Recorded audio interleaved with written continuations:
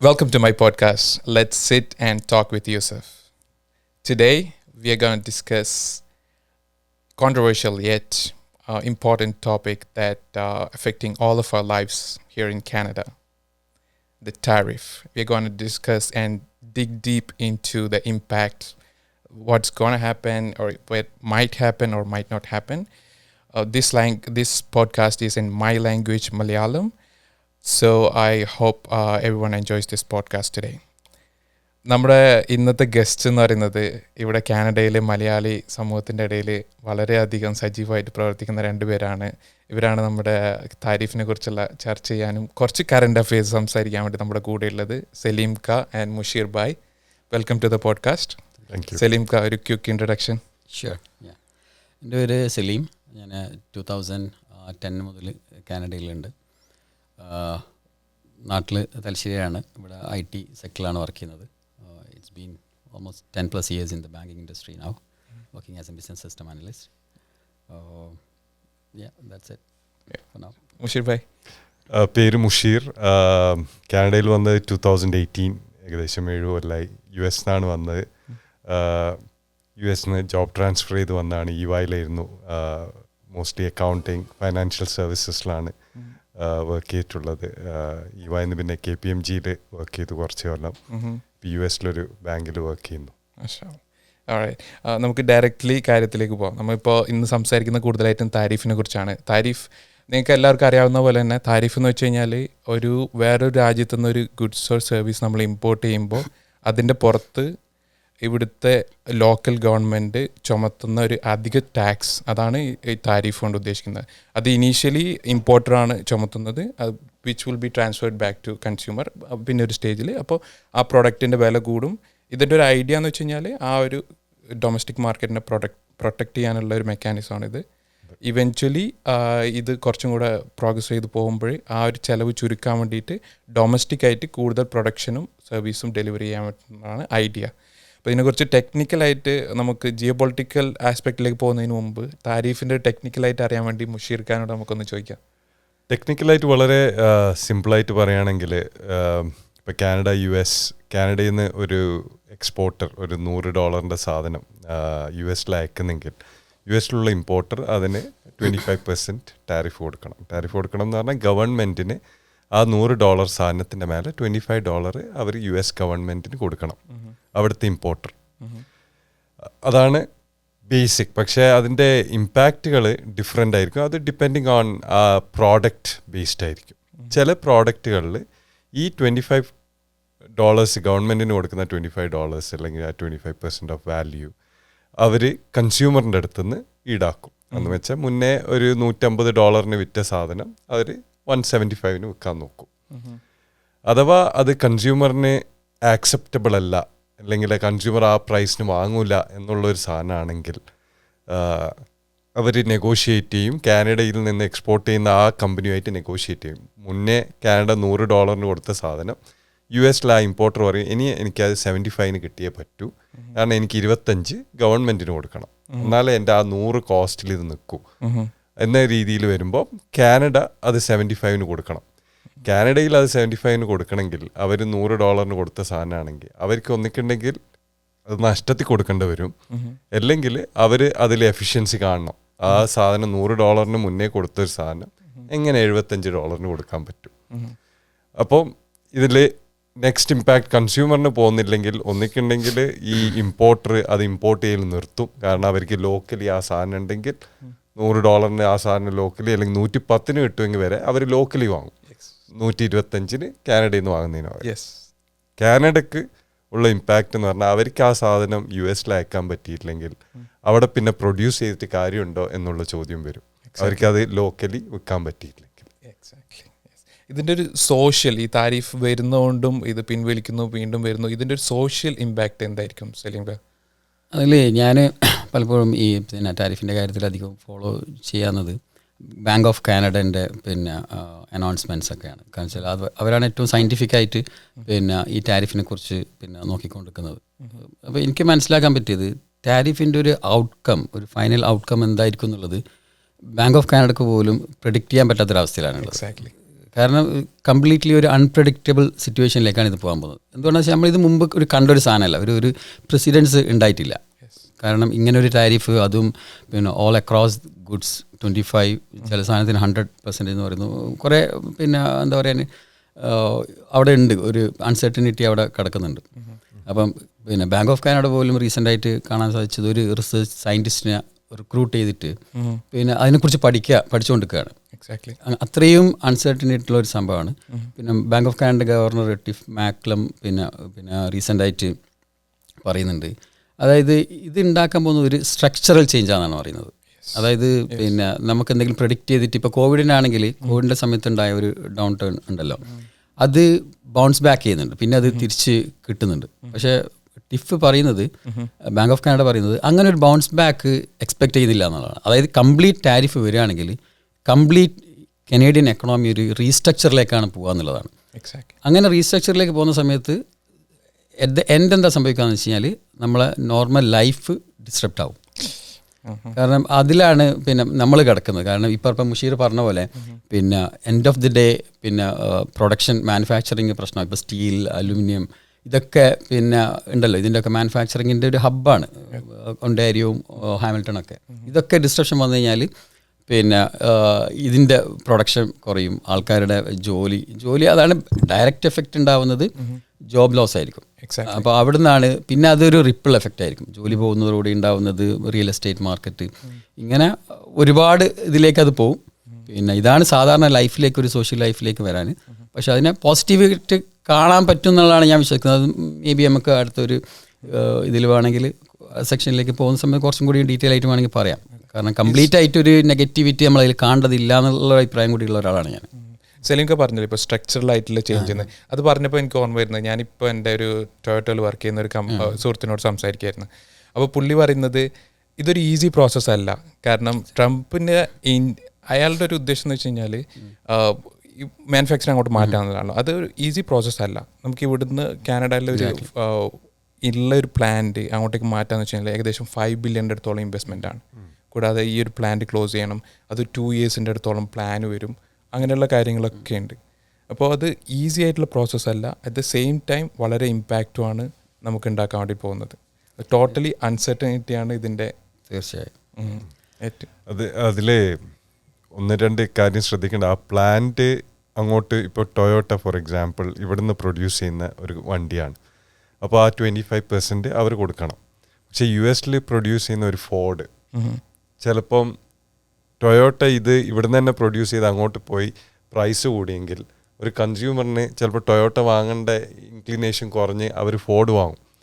അതും ട്രംപിനൊരു വിജയമാണ്. കാരണം യു ആർ ബൈയിങ് ലോക്കൽ. അപ്പോൾ ആ ഇതിൻ്റെ പ്രൊഡക്ഷൻ കൂടും, അതിൻ്റെ ഡിമാൻഡ് കൂടും, അങ്ങനെ ആ കമ്പനിയിൽ കൂടുതൽ ജോലികൾ വരും എന്നാണ് അവരുടെ പ്രതീക്ഷ.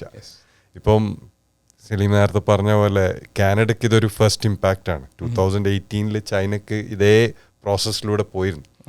ബട്ട് ചൈന വളരെ അഡ്വാൻസ്ഡും അവർക്ക് അതിനുള്ള കേപ്പബിലിറ്റി ഉള്ളതുകൊണ്ട് അവരെന്താ ചെയ്തെന്ന് പറഞ്ഞു കഴിഞ്ഞാൽ എക്സ്പോർട്ട് ചെയ്യുന്നവരോട് പറഞ്ഞു we will cover it. Government റിബേറ്റുകൾ കൊടുത്തു അവർക്ക്. ആ 25% 20% എന്താണ് നിങ്ങൾ അവിടെ കൊടുക്കേണ്ടത്, അല്ലെങ്കിൽ അവിടുത്തെ അത് നമ്മൾ തരാം എന്ന് പറഞ്ഞിട്ട് പ്രൊമോട്ട് ചെയ്തു. അതേപോലെ കാനഡ എന്തെങ്കിലും ചെയ്യുന്നെങ്കിൽ ഇവിടുത്തെ ആൾക്കാർക്ക് അത്ര ബാധിക്കില്ല. ഇവിടുത്തെ ഫെഡറൽ ഗവൺമെൻറ് ഇപ്പോൾ അനൗൺസ് ചെയ്യുന്നുണ്ട് ഏകദേശം $5 billion അടുത്തുള്ള സ്റ്റിമുലസ് പാക്കേജ്, പിന്നെ സ്മോൾ ബിസിനസ്സിനുള്ള ഹെൽപ്പ്, അങ്ങനെ കാര്യങ്ങളൊക്കെ ചെയ്യുന്നുണ്ട്. പക്ഷേ അതിൻ്റെ കൂടുതൽ തന്നെ ഇവിടെയുള്ള ആൾക്കാർ ഇപ്പോൾ ഏറ്റവും കൂടുതൽ ചർച്ച ചെയ്യുന്നത് ഇൻ്റർ പ്രൊവിൻഷ്യലായിട്ടുള്ള ഒരുപാട് ബാരിയേഴ്സ് ഉണ്ട്. നമുക്ക് താരിഫ് പോലെ തന്നെ ആ ഒരു ഏരിയ നമുക്ക് എക്സാക്ട്ലി വെളിച്ചത്ത് വരുന്നത് ഈ ഒരു താരിഫ് വരുന്നതുകൊണ്ട് തന്നെയാണ്. ക്യുബക്കിൽ നിന്ന് വേറൊരു സ്ഥലത്തേക്ക് ഒരു സാധനം എക്സ്പോർട്ട് ചെയ്യണമെങ്കിലോ അല്ലെങ്കിൽ ഇമ്പോർട്ട് ചെയ്യണമെങ്കിലോ, ഈവൻ എന്തിനു പറയുന്നു ഫ്യൂല് പോലും നോർത്തേൺ ഏരിയന്ന് ക്യുബക്കിലേക്ക് എത്തുന്നത് US വഴി പോലെയാണ്. അപ്പോൾ ഈ ഒരു ഇൻ്റർ പ്രൊവിൻഷ്യലായിട്ടുള്ള താരിഫ് അല്ലെങ്കിൽ ട്രേഡ് ബാരിയേഴ്സ് മൂവ് ചെയ്യാനുള്ള ഒരു പുഷും ഇപ്പോൾ കൂടുതലായിട്ട് വരുന്നുണ്ട്. അങ്ങനെയുള്ള ഒരുപാട് ഇനീഷ്യേറ്റീവുകൾ നടക്കുന്നുണ്ട്. പിന്നെ അത് ഇൻ്റർ പ്രൊവിൻഷ്യൽ മാത്രമല്ല, ഇൻ്റർനാഷണലി തന്നെ നടക്കുന്നുണ്ട്. പല ഒഫീഷ്യൽസുമായിട്ടൊക്കെ നമ്മൾ സംസാരിക്കുന്ന സമയത്ത് അതിലേക്ക് മുൻപേ അത് മാറാൻ തുടങ്ങിയിട്ടുണ്ടായിരുന്നു. പക്ഷേ എനിക്ക് തോന്നുന്നു ഈ ഒരു സാഹചര്യത്തിൽ അത് കൂടുതൽ പിന്നെ അഡ്വാൻസ് ആയിട്ട് അവർ പോകാൻ ശ്രമിക്കുന്നുണ്ട്. ഇൻ്റർനാഷണലി എങ്ങനെ ഇവിടുത്തെ കനേഡിയൻ പ്രൊഡക്ട്സ് ഉണ്ടല്ലോ, ഇപ്പോൾ ഇവിടുത്തെ ലുംബർ, അതേപോലെ തന്നെ ഇവിടുത്തെ പിന്നെ ഓയിൽസും കാര്യങ്ങളൊക്കെ എങ്ങനെ ഇൻ്റർനാഷണലി മാർക്കറ്റ് ചെയ്യാന്നുള്ള ഒരു രീതിയിലേക്ക് പോകുന്നുണ്ട്. പിന്നെ ഈ ഓട്ടോ ഇൻഡസ്ട്രീനെ കുറിച്ച് പറയാൻ ഇപ്പോൾ ഒണ്ടാരിയോനെ സംബന്ധിച്ചോളം ഓട്ടോ ഇൻഡസ്ട്രി വളരെ ഒരു പ്രൈം പിന്നെ മാനുഫാക്ചറിങ് ഹബ്ബാണ്. അപ്പോൾ അതിൽ ഇത് മാത്രമല്ല, കാരണം വെച്ചാൽ നമ്മൾ ഈ ടാരിഫ് എങ്ങനെ പ്രാക്ടിക്കൽ ആവും എന്നുള്ളൊരു പ്രശ്നം കൂടി അതിലുണ്ട്. കാരണം പിന്നെ ഒരു പിന്നെ ഓട്ടോ ഇൻഡസ്ട്രിയിലുള്ള ഏതെങ്കിലും ഒരു പിന്നെ പാർട്സ് മൾട്ടിപ്പിൾ ടൈംസ് പിന്നെ ഇത് ബോർഡർ ക്രോസ് ചെയ്യുന്നുണ്ട്. കാനഡയിൽ നിന്ന് യു എസിലേക്ക് പോവാണ്, അവിടെ നിന്ന് ഒരു അസംബ്ലി കഴിഞ്ഞ് പിന്നെ ആ അസംബ്ലി ചെയ്ത സാധനം കാനഡയിലേക്ക് വരികയാണ്, ബാക്കിയുള്ള വർക്ക് ഇവിടുത്തെ പ്ലാന്റാണ് ചെയ്യുക. അങ്ങനെ ഒരു 4-5 പ്രാവശ്യം പോയിട്ട് അവസാനം ഈ ഇത് പിന്നെ എൻജിൻ ഉണ്ടാക്കി അതിനെ കാറിൽ വെച്ച് പിന്നെ ആ കാറ് തിരിച്ചിങ്ങോട്ട് വരികയാണ്. അപ്പോൾ ഇത്രയും പ്രാവശ്യം ഈ ടാരിഫ് ഇമ്പോസ് ചെയ്യാന്ന് പറഞ്ഞു കഴിഞ്ഞാൽ അതിൻ്റെ ഒരു പ്രാക്ടിക്കൽ പിന്നെ വശം എന്താണെന്നുള്ളത് കൂടി പിന്നെ കുറേ അൺസർട്ടനിറ്റി ഇതിൽ കിടക്കുന്നുണ്ട്. ഓരോ പ്രാവശ്യം ഈ ടാരിഫ് പിന്നെ ബോർഡർ ക്രോസ് ചെയ്യുന്ന സമയത്തൊക്കെ ടാരിഫ് അപ്ലൈ ചെയ്ത് കഴിഞ്ഞാൽ അതിൻ്റെ കോസ്റ്റ് പിന്നെ കൂടി കൊണ്ടുവരികയായിരിക്കും. അപ്പോൾ ഒരിക്കലും അത് അഫോർഡബിൾ ഒരു പ്രൈസിങ്ങിൽ അവസാനം അത് കൺസ്യൂമർ അടുത്ത് എത്തൂല എന്നുള്ളതാണ്. അത് കംപ്ലീറ്റ് ഡെമോളിഷ് ആണ് ആവാൻ ഇൻഡസ്ട്രിയൊക്കെ. തോന്നുന്നു ആ ഒരു രീതിയിലേക്ക് പോകുന്നുള്ള കാര്യത്തിൽ എനിക്ക് സംശയമുണ്ട്. എനിക്ക് തോന്നുന്നു ഇതിപ്പം കാനഡനെ മാത്രം ഇമ്പാക്റ്റ് അല്ല, ഇത് US as well, it's gonna impact US as well. അതുകൊണ്ട് പിന്നെ ആ രീതിയിൽ അവിടെ നിന്നുള്ള പ്രഷർ ഉണ്ടാവുമെന്നാണ് വിചാരിക്കുന്നത്. സലീംക്ക പറഞ്ഞ പോലെ തന്നെ അഫോർഡബിലിറ്റി, അതിനെക്കുറിച്ച് പറയുമ്പോൾ ഞാൻ ആലോചിച്ചത്, മുഷീർക്ക നമുക്ക് ഈ ഒരു താരിഫ് വരുന്നത് കൊണ്ടും പോകുന്നതുകൊണ്ടും ഗ്രോസറി, നമ്മുടെ everyday life, grocery bills, utilities അടക്കം അതെങ്ങനെയായിരിക്കും നമുക്ക് ബാധിക്കുക എന്നുള്ളത് നമുക്ക് ചിന്തിച്ച് കഴിഞ്ഞാൽ അത് ഡയറക്റ്റ്ലി ബാധിക്കുന്ന ഒരു സംഭവമാണോ അല്ലെങ്കിൽ അതൊരു ആഫ്റ്റർ എഫക്റ്റ് ആണോ, എന്തായിരിക്കും അതിൻ്റെ? അത് കാരണം പല രീതിയിലും നമ്മളെ ബാധിക്കാം. നമ്മൾ ഫോർ എക്സാമ്പിൾ ഇപ്പം പുറത്തുനിന്ന് കൊണ്ടുവരുന്ന ഒരു സാധനമാണെങ്കിൽ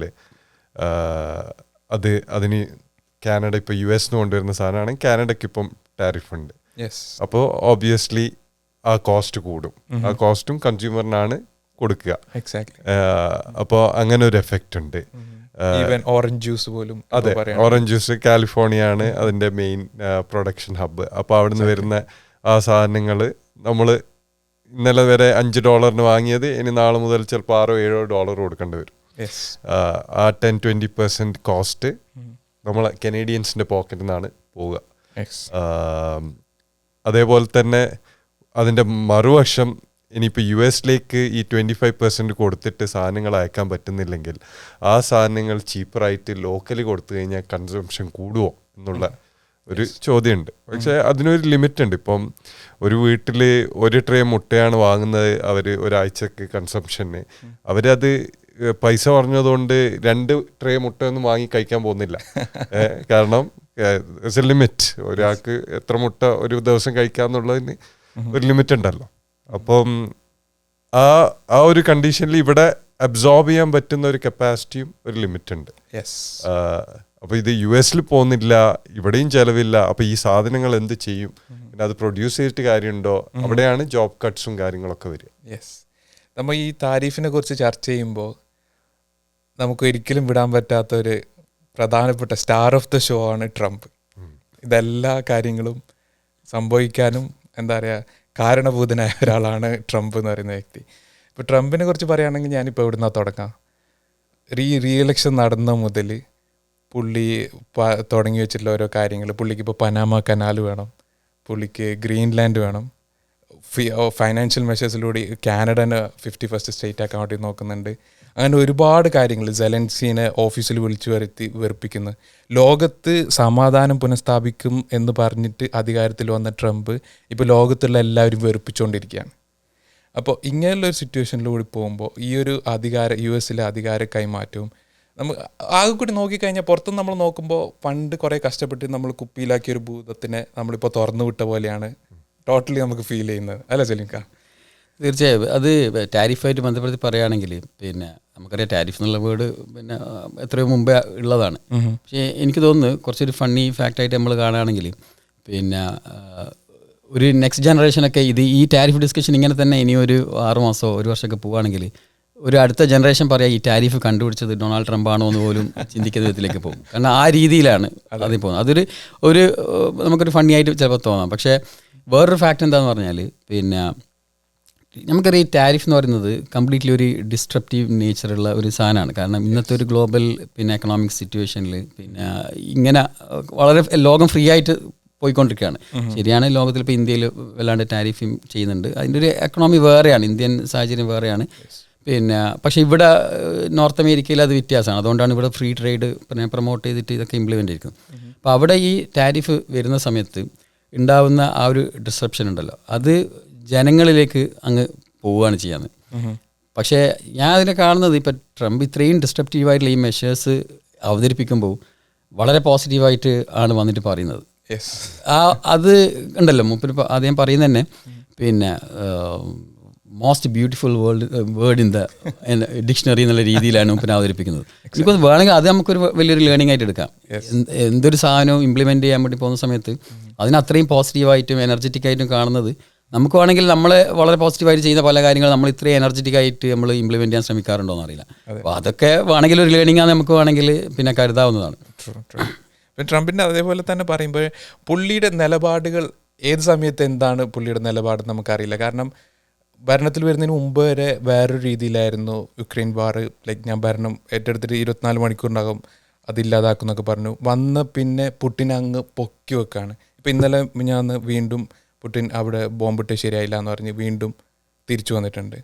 സെലൻസ്കി ഓഫീസിൽ വിളിച്ചു വരുത്തി അങ്ങനെയുള്ള കുറേ കാര്യങ്ങൾ ചെയ്ത്.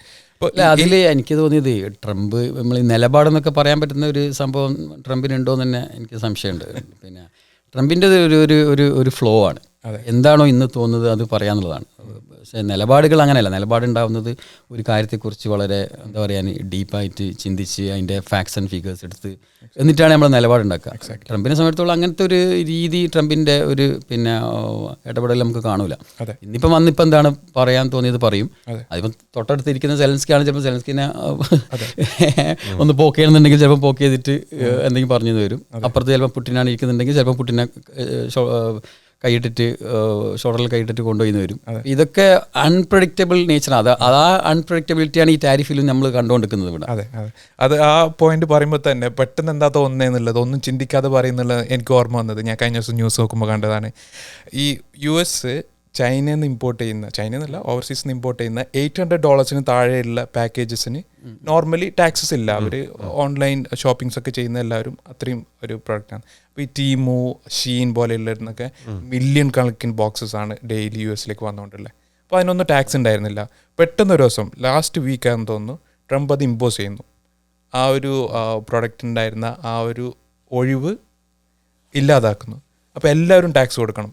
എത്ര പൈസൻ്റെ ഇമ്പോർട്ടാണെന്നില്ല, എല്ലാവരും ടാക്സ് കൊടുക്കണം. അറ്റ് ദ സെയിം ടൈം അത് നിലവിൽ വന്ന് അരമണിക്കൂർ കഴിയുമ്പോഴത്തേക്കും US പോസ്റ്റൽ സർവീസ് അവിടെ സ്റ്റക്കായി. അവർക്ക് എങ്ങനെയാണ് ഇത് പ്രോസസ്സ് ചെയ്യേണ്ടതെന്ന് അറിയുന്നില്ല ഈ ഒരു പുതിയൊരു tax system. Because they are not familiar with it. ഇപ്പോൾ സലീംക പറഞ്ഞ പോലെ തന്നെ അതൊരു സിസ്റ്റമാറ്റിക് ആയിട്ടുള്ള ഒരു വിഷണറി ആയിട്ടുള്ള ഒരു ചിന്തയായിരുന്നില്ല.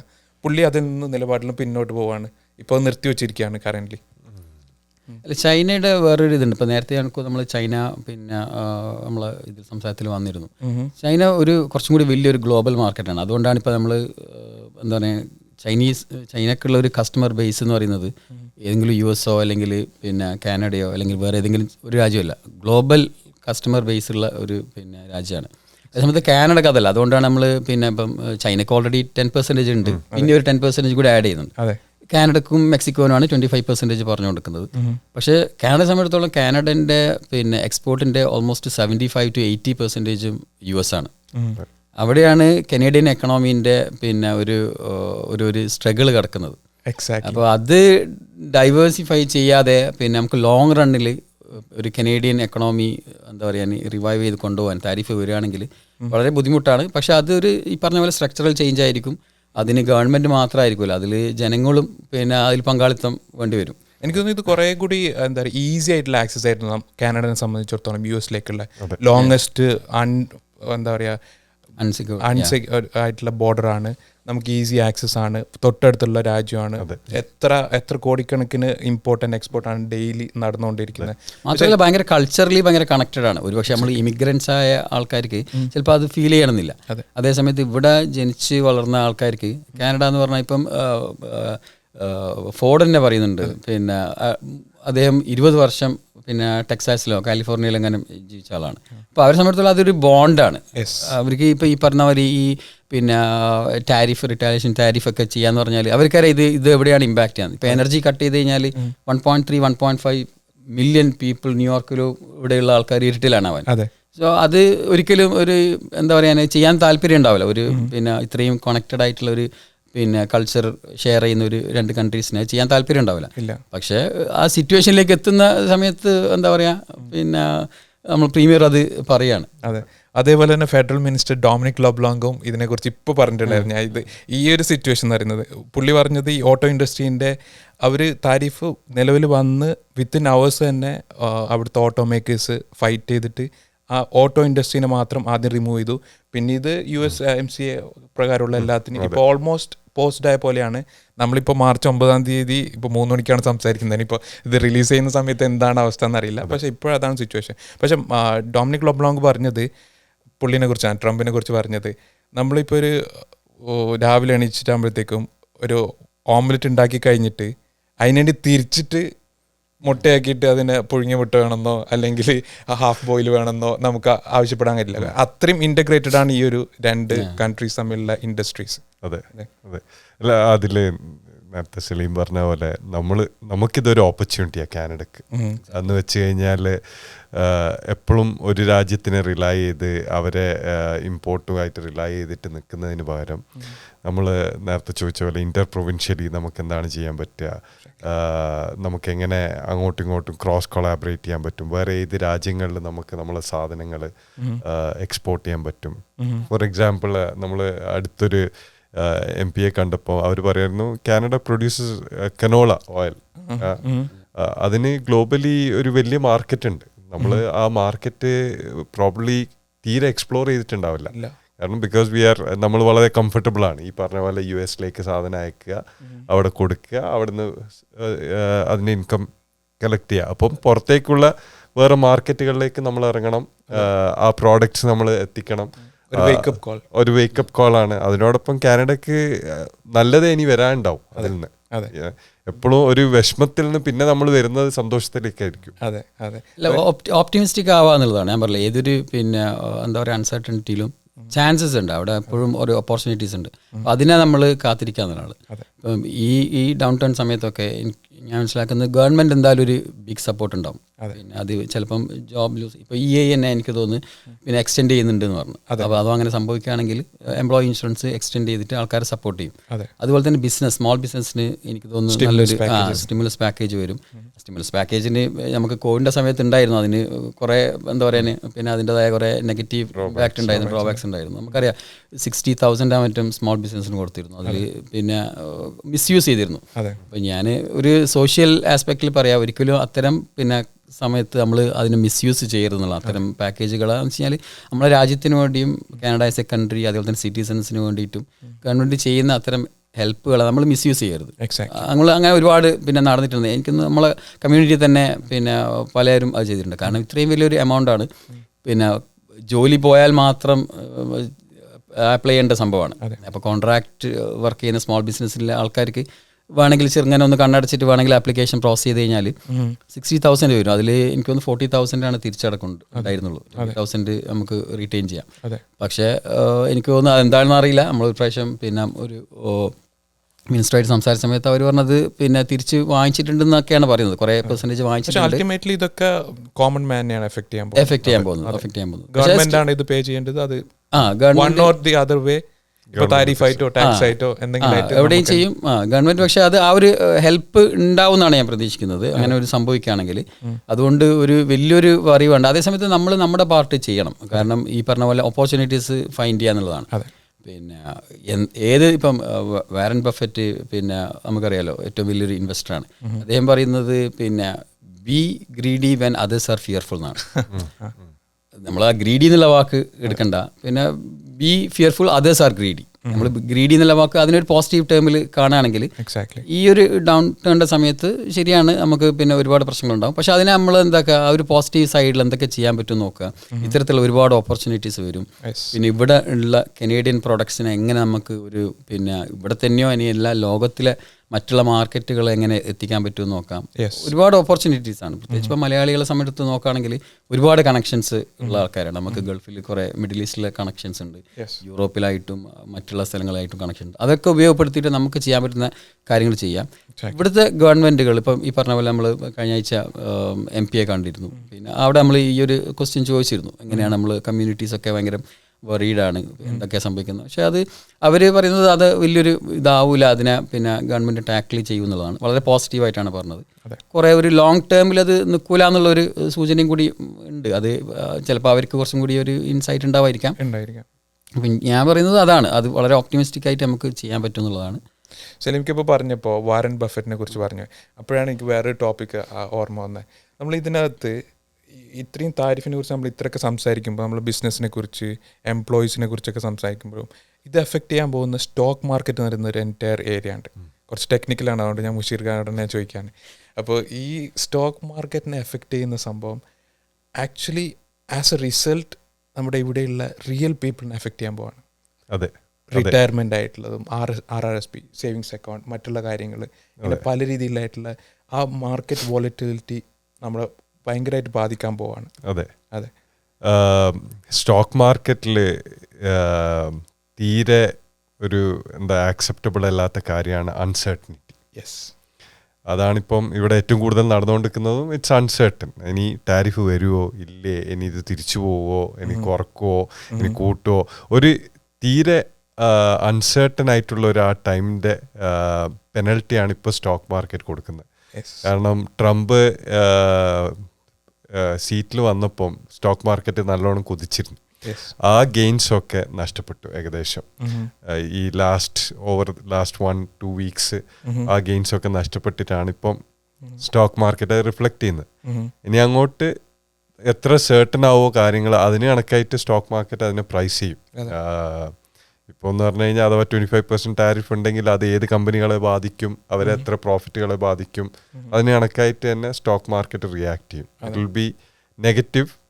പക്ഷെ അതിൻ്റെ ആ അൺസർട്ടനിറ്റിൻ്റെ ഒരു എക്സ്ട്രാ പെനൽറ്റിയും കൂടി ഇപ്പോൾ നമുക്ക് മാർക്കറ്റിൽ കാണാൻ പറ്റും. അതെ. പക്ഷെ അത് കൂടാതെ തന്നെ ഈ അൺസർട്ടനിറ്റി എന്ന് പറയുമ്പോൾ അത് വെറും പറയുന്ന അൺസർട്ടനിറ്റി അല്ല, സിസ്റ്റമാറ്റിക് ആയിട്ട് തന്നെ അൺസർട്ടനിറ്റി ആണ് നമ്മൾക്ക് കാണാൻ പറ്റുന്നത്. കാരണം ട്രംപിൻ്റെ കഴിഞ്ഞ ദിവസം നമ്മുടെ കാനഡ മെക്സിക്കോൻ്റെ താരിഫ് നിലവിൽ വരാൻ പോകുന്നതിന് 2 ദിവസം മുമ്പ് ട്രംപിൻ്റെ കൊമേഴ്സ് സെക്രട്ടറി ഫോക്സ് ചാനലിൽ ഇരുന്ന് പറയാണ്, ഞങ്ങൾ വർക്കൗട്ട് ചെയ്യും, we will do something, Trump will get deal. അതാണ് അത് കഴിഞ്ഞിട്ട് പിന്നെ നേരെ തിരിച്ച് നടക്കുകയാണ്.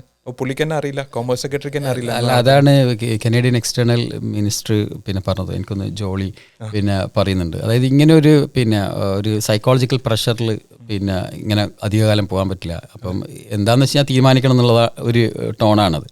അത് സാധാരണ ഒരു സിറ്റിസനെ സംബന്ധിച്ചോളം അത് ഭയങ്കര ഫാക്ടറാണ്. കാരണം ഒന്നും തീരുമാനിക്കാൻ പറ്റില്ല. കാരണം ഇത് വരുമോ ഇല്ലേ, ഇപ്പം നമുക്ക് ഒരു വീട് വിൽക്കണം, അല്ലെങ്കിൽ ഒരു വീട് വാങ്ങിക്കണം, അല്ലെങ്കിൽ വേറെ ജോലി മാറണം, ഇതിലെല്ലാം ഒരു അൺസർട്ടൺ ആകുന്ന സമയത്ത് എന്താ പറയുക, നമ്മളെ നോർമൽ ലൈഫ് ഭയങ്കരമായിട്ട് ഡിസ്ട്രക്റ്റീവ് ആണ്. ഇത് എന്താ പറയാൻ ഒരു നല്ലൊരു സൈനല്ല. അത് എല്ലായിടത്തും അത് എഫക്റ്റും ചെയ്യും. അപ്പോൾ അതൊരു ഫാക്ടറാണ്. ഒരു പക്ഷേ എനിക്ക് തോന്നുന്നു April 2nd തോന്നുന്നു, April 12th അറിയില്ല, ലാസ്റ്റ് കുറേ ഡേറ്റുകൾ പറഞ്ഞുകൊണ്ട് ഇത് 2nd ആണ്. അപ്പോൾ ആ April 2nd ഒന്നുകില്ലെങ്കിൽ ഉണ്ടെങ്കിൽ അത് വരിക എന്നുള്ളതാണ് ഏറ്റവും. എന്നോട് പേഴ്സണലി ചോദിക്കുകയാണെങ്കിൽ ഞാൻ പറയും, വരുന്നുണ്ടെങ്കിൽ അതങ്ങ് വരട്ടെ, വന്നിട്ട് ബാക്കി നമുക്ക് വെച്ച് നോക്കാം. ഈ പറഞ്ഞ മാതിരി സ്ട്രക്ചറൽ ചേഞ്ച് ഒക്കെ ആണെങ്കിൽ ആ ചേഞ്ചൊക്കെ നോക്കിയിട്ട് പോകാം. പക്ഷേ ഇതിങ്ങനെ ഒരു അൺസർട്ടനിറ്റി ആയിട്ട് നിൽക്കുന്ന സമയത്ത് ലൈഫ് ഭയങ്കര പ്ലാൻ ചെയ്യാൻ ബുദ്ധിമുട്ടാണ്, ട്രാവൽ പ്ലാൻസ് ബുദ്ധിമുട്ടാവും, അങ്ങനെ ഒരുപാട് ഇതുണ്ട്. പിന്നെ ഇതിൽ വേറൊരു പ്രശ്നം എനിക്ക് അത് പറഞ്ഞപ്പോൾ എനിക്ക് ഓർമ്മ വന്നത്, ഞാൻ ഈ ട്രംപിന്റെ ബാക്ക് ആൻഡ് ഫോർത്ത് ഉണ്ടാകുമ്പോൾ ഞാൻ ഇടയ്ക്കൊരു സ്റ്റോറി ഇട്ടുണ്ടായിരുന്നു, എന്നാ തേങ്ങ ഉടക്ക് സ്വാമി, നമ്മൾ നടക്കുന്നില്ല വരികയും ചെയ്യുന്നു, പിന്നെ അങ്ങനെ പൊട്ടിക്കുന്നുണ്ടെങ്കിൽ പൊട്ടിക്കട്ടെ എന്നുള്ള രീതിയിലാണ്. സെയിം സ്പിരിറ്റ് ആണ് ഞാൻ. ഇത് വേറൊരു ഫാക്ടർ, ഇപ്പോൾ കാനഡയെ സംബന്ധിച്ചോളം ഈ കറൻസി എക്സ്ചേഞ്ച് വലിയൊരു ഫാക്ടറാണ്.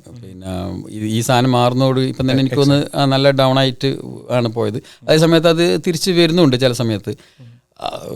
എനിക്ക് തോന്നാറുണ്ട് ട്രംപ് അങ്ങനെ തന്നെ ഉദ്ദേശിച്ചതാണോ എന്നുള്ളത്. കാരണം കനേഡിയൻ കറൻസി ഡൗൺ ആവുന്ന സമയത്ത് അതിൻ്റെ ഒരു ബെനിഫിറ്റ് US മാർക്കറ്റിന് അല്ലെങ്കിൽ ബിസിനസ്സിന് കിട്ടാൻ സാധ്യതയുണ്ട്. അപ്പോൾ അത് കൂടെ ചിലപ്പം ഇങ്ങനെ ഒരു 5-6 മാസം ഇങ്ങനെ അങ്ങ് പോട്ടെ എന്നുള്ളതാണോ. പിന്നെ അതല്ല ഈ 51st സ്റ്റേറ്റ് ഒരു റിയൽ ത്രെട്ടായിട്ട് പറയാനും ആവാം. കാരണം എന്താണെന്ന് പറഞ്ഞാൽ നമ്മളെ പോപ്പുലേഷൻ, കനേഡിയൻ പോപ്പുലേഷൻ എന്ന് പറഞ്ഞാൽ കേരളത്തിൻ്റെ പോപ്പുലേഷനാണ്. പിന്നെ വലിയ രാജ്യമാണ്. അപ്പോൾ ഇത്രയും വലിയൊരു രാജ്യം, ലാൻഡ്, ഇതൊക്കെ ചിലപ്പം ട്രംപിനെ വല്ലാതെ മോഹിപ്പിക്കുന്നുണ്ടോ എന്ന് സംശയമുണ്ട്. നാച്ചുറൽ റിസോഴ്സസ്, പിന്നെ മിനറൽസും കാര്യങ്ങളും എല്ലാം ഉള്ളത് ഇവിടെയാണ്. അപ്പോൾ ഇനിയുള്ള ലോകത്തെല്ലാം പിന്നെ ഈ ഇലക്ട്രിക് ഇതിലൊക്കെ ലിത്യവും പിന്നെ ഇതൊക്കെ വേണ്ട സമയത്ത് കാനഡ ഒരു നല്ലൊരു ഒരു ഡെസ്റ്റിനേഷനാണ്. അപ്പോൾ അതിനങ്ങ് കൂട്ടിയാൽ കൊള്ളാമെന്നുള്ളത് ആത്മാർത്ഥമായിട്ട് ചിലപ്പം ട്രംപ് ആഗ്രഹിക്കുന്നുണ്ടാവും. പക്ഷെ അത് എനിക്ക് തോന്നുന്നു കാനഡയിൽ അത് വേറെ രീതിയിലാണ് അത് ചെയ്തത്. കൂടുതൽ കനേഡിയൻസ് പൊതുവെ അങ്ങനെ ഒരു വലിയൊരു നാഷണലിസം എക്സിബിറ്റ് ഉണ്ടെങ്കിൽ പോലും അത് നാച്ചുറലായിട്ട് ഉണ്ടാവും. ഇപ്പം നമുക്കറിയാം, നമ്മളെ മക്കൾ തന്നെ, നമ്മൾ നാട് എന്ന് പറയുന്ന ഒരു ഫീൽ നമ്മളെ മക്കൾക്കില്ല. നമ്മളെ മക്കൾക്കൊക്കെ ഇവിടെയാണ്, കനേഡിയൻ ആണ് അവരെ ഒരു ഇതെന്ന് പറയുന്നത്. അത് നാച്ചുറലി ഉണ്ടാകുന്നതാണ്. പിന്നെ ആർക്കും എല്ലാവർക്കും അങ്ങനെ തന്നെ ആയിരിക്കും. അപ്പോൾ അത് പക്ഷേ അധികം എക്സിബിറ്റ് ചെയ്യാത്തൊരു ആൾക്കാരാണ് കനേഡിയൻസ്. വലിയൊരു നാഷണൽ പ്രൈഡൊന്നും അങ്ങനെ, പക്ഷെ അതിപ്പോൾ വന്നുകൊണ്ടിരിക്കുകയാണ്. അതൊരു വലിയൊരു യുഎസിലേക്ക് പോകുന്നത്, ട്രിപ്സ്, പിന്നെ അത് സ്വാഭാവികമായിട്ടും കുറയും. കാരണം ഈ കറൻസി അധികം നമ്മൾ ഷോപ്പിങ്ങിനൊക്കെയാണ് പോകാൻ. കാരണം ഈ എക്സ്ചേഞ്ച് റേറ്റ് ഒക്കെ മാറി വരുന്ന സമയത്ത് അവിടെ പോയി കഴിഞ്ഞാൽ പിന്നെയും കൂടുതൽ പിന്നെ എന്താ പറയുക, നമ്മൾ ബർഡൻ ആവുകയാണ് ചെയ്യാൻ. നമ്മൾ ഈവൻ ആപ്സ് പോലെ ഇറക്കിയിട്ട് കനേഡിയൻ പ്രോഡക്റ്റ് സ്കാൻ ചെയ്തിട്ട് അങ്ങനെയുള്ള ഇനിഷ്യേറ്റീവ്സ് വരുന്നുണ്ട്. ഗ്രോസറീസിലൊക്കെ ഇപ്പം പിന്നെ കനേഡിയൻ മേപ്പിൾ ലീഫ് സിമ്പിളാണ്, പിന്നെ കനേഡിയൻ പ്രൊഡക്ട്സ് ആണെങ്കിൽ. അതെ, ഏകദേശം വരുന്ന ആഡ്സ് ഒക്കെ ഇപ്പോൾ അവർ മാറ്റി ചെയ്യാൻ വേണ്ടി Canadian made products, Canadian 100% Canadian അങ്ങനെ ആവാൻ തുടങ്ങി. അതേപോലെ തന്നെ സലീംക്ക് ഇപ്പോൾ ഒരുപാട് ആൾക്കാരായിട്ട് അടുത്തിടപഴകിയിട്ട് കമ്മ്യൂണിറ്റിയിൽ ലീഡ് ചെയ്യുന്ന ആളാണല്ലോ. സലീം ഖാൻ്റെ ഒരു ഇതുവരെയുള്ള ഒരു എക്സ്പീരിയൻസ് വെച്ചിട്ട് ഈ താരിഫ് മലയാളികൾ എങ്ങനെയാണ് ഇവിടെ ബാധിക്കുന്നത്? കാനഡയിലുള്ള മലയാളികൾ അവരുടെ ലൈഫ്, ഡെയിലി ലൈഫിന് ഇതിൽ എന്താണെന്ന് വെച്ച് കഴിഞ്ഞാൽ മലയാളികൾക്ക് മാത്രമായിട്ട് പ്രത്യേകിച്ച് പിന്നെ ഒരു ഇമ്പാക്റ്റ് നമുക്ക് പറയാൻ കഴിയില്ല. പക്ഷെ മൊത്തം കനേഡിയൻസിനെ ബാധിക്കുന്ന സമയത്ത് അതിൽ ഉൾപ്പെടുന്ന പിന്നെ ഒരു സബ്സെറ്റ് എന്നുള്ള നിലക്ക് കനേഡിയൻസിനെ ബാധിക്കും. അത് നമുക്ക് വേണമെങ്കിൽ അതിനെ ഒരു ഇൻഡസ്ട്രിയൽ ലെവലിൽ വേണമെങ്കിൽ ഇൻഡസ്ട്രി ആൻഡ് പിന്നെ എന്താ പറയുക പ്രൊഫഷണൽ ഇതിൽ വേണമെങ്കിൽ കാണാൻ പറ്റും. നമ്മൾ കൂടുതൽ മലയാളികൾ വർക്ക് ചെയ്യുന്ന ഒരു ഫീൽഡാണ് IT എന്ന് പറയുന്നത്. ഒരുപാട് പിന്നെ IT ഉണ്ട്. ഇതിൽ IT പിന്നെ ഇപ്പം തന്നെ എനിക്ക് തോന്നുന്നു പിന്നെ നല്ലൊരു ഇപ്പം ടൊറോണ്ടോ ബേസ്ഡ് ആണെങ്കിൽ ഇതൊരു ഫിനാൻഷ്യൽ ഹബ്ബാണ്. ഇത് ഷീറിന് അറിയാം. പിന്നെ ബാങ്ക്സും പിന്നെ ഇൻവെസ്റ്റ്മെൻറ്റ് കമ്പനീസൊക്കെ ഉള്ള ഒരു ഫിനാൻഷ്യൽ ഡിസ്ട്രിക്ട് തന്നെയാണ് പറയാൻ ടൊറോണ്ടോൻ്റെ ഒരു പോർഷനാണ്. അവരുടെ ബഡ്ജറ്റിലൊക്കെ കുറവ് വരുന്ന സമയത്ത് സ്വാഭാവികമായിട്ടും പിന്നെ ജോബ് റോൾസ് കുറയും, പിന്നെ കട്ട് വരും. അപ്പോൾ ഇത് IT ഫീൽഡിൽ പിന്നെ എന്തായാലും ഉണ്ടാവും. ഒരുപാട് നമുക്കറിയുന്ന തന്നെ ഒരുപാട് ആൾക്കാർ ജോലി പോയിട്ടുണ്ട്. പിന്നെ ചില ആൾക്കാരൊക്കെ തിരിച്ച് കയറുന്നുണ്ട്. ശരിക്കും പറഞ്ഞാൽ ഇതിപ്പം ഏറ്റവും കൂടുതൽ പിന്നെ ഓപ്പർച്യൂണിറ്റി വരേണ്ട സമയമാണ്. കാരണം സ്പ്രിങ് വരികയാണ്. പക്ഷെ ആ മാർക്കറ്റ് ആ രീതിയിൽ ഇപ്പം കാണുന്നില്ല എന്നുള്ളത് ഒരു ഫാക്റ്റാണ്. യഥാർത്ഥ്യമാണ്. IT അങ്ങനെയാണ്. അതേസമയത്ത് കോവിഡിന് അങ്ങനെ ആയിരുന്നില്ല. അതാണ് ഇതിൻ്റെ ഒരു വ്യത്യാസം. കോവിഡ് പിന്നെ ഇതാകുന്ന സമയത്ത് അതിൻ്റെ പിന്നെ ബിസിനസ്സിൻ്റെ സ്പേസ് മാറുകയാണ് ചെയ്തത്. നമ്മൾ ഡയറക്റ്റുള്ള ആ സ്പേസ് മാറിയിട്ട് ഡിജിറ്റൽ ആകുന്ന സമയത്ത് IT ഒരുപാട് പിന്നെ ഫ്ലറിഷ് ചെയ്യാണ് ചെയ്തത്. അപ്പോൾ എന്താണെന്ന് വെച്ച് കഴിഞ്ഞാൽ പിന്നെ കൂടുതൽ ഹയറിങ് പിന്നെ കൂടുതൽ സാലറി, പിന്നെ കോൺട്രാക്ടേഴ്സൊക്കെ വർക്ക് ചെയ്യുന്ന അറ്റ്ലീസ്റ്റ് പിന്നെ 50% ഹൈക്കിലൊക്കെയാണ് കോൺട്രാക്ട് സ്വിച്ച് ചെയ്യുന്നത്. അത് ചിലപ്പോൾ ആൾക്കാർ ഈവൻ 2 ഫുൾ ടൈം അങ്ങനെ പാരലൽ ചെയ്ത ആൾക്കാരുണ്ട്, ഡിഫറെൻറ്റ് ടൈം സോണിൽ ചെയ്ത ആൾക്കാരുണ്ട്. പിന്നെ അതൊക്കെ ഇപ്പം പക്ഷേ ആൾക്കാർ വെരിഫൈ ചെയ്യാൻ തുടങ്ങി. ബാക്ക്ഗ്രൗണ്ടിൽ പിന്നെ കമ്പനീസൊക്കെ ചോദിക്കുന്നുണ്ട്, വേറെ വർക്ക് ചെയ്യുന്നുണ്ടെന്നൊക്കെ ചോദിക്കുന്ന സിറ്റുവേഷനൊക്കെ ഉണ്ട്. പക്ഷേ പിന്നെ അതായിരിക്കില്ല ഈ ഒരു സിറ്റുവേഷനിൽ ചിലപ്പോൾ ഉണ്ടാവാൻ. ആ കട്ട് അവിടെ തന്നെ കിടക്കും. ചിലപ്പോൾ IT ചിലപ്പം വലിയൊരു പിന്നെ ബൂമാവണമെന്നില്ല. മറ്റുള്ളത് ഹെൽത്ത് കെയർ ആണ്. ഹെൽത്ത് കെയറിൽ വലിയൊരു ചിലപ്പം ഇമ്പാക്റ്റ് ഉണ്ടാവണമെന്നില്ല. ഫണ്ടിങ് കുറയാം ആണെങ്കിലും ഒരു പക്ഷേ കാരണം ഒരു പിന്നെ നെസസിറ്റി എന്നുള്ള നിലക്ക് ചിലപ്പം ഒരുപാട് നേഴ്സസും ഒക്കെ വർക്ക് ചെയ്യുന്ന ഒരു ഫീൽഡായതുകൊണ്ട്, മലയാളി നേഴ്സസൊക്കെ വർക്ക് ചെയ്യുന്ന ഫീൽഡായതുകൊണ്ട് പിന്നെ അത് മലയാളികൾക്ക് ഇമ്പാക്റ്റ് ചെയ്യാം. പിന്നൊരു ഇമ്പാക്റ്റ് ചെയ്യാൻ ചാൻസ് ഉള്ള വലിയൊരു ഫീൽഡ് എന്ന് പറയുന്നത് ട്രക്കിംഗ് ആണ്. കാരണം ഇവിടുത്തെ ഈ മാനുഫാക്ചറിങ് സാധനങ്ങളൊക്കെ അങ്ങോട്ടും ഇങ്ങോട്ടും ട്രാൻസ്പോർട്ട് ചെയ്യുന്ന ട്രക്കിംഗ് ആണ്.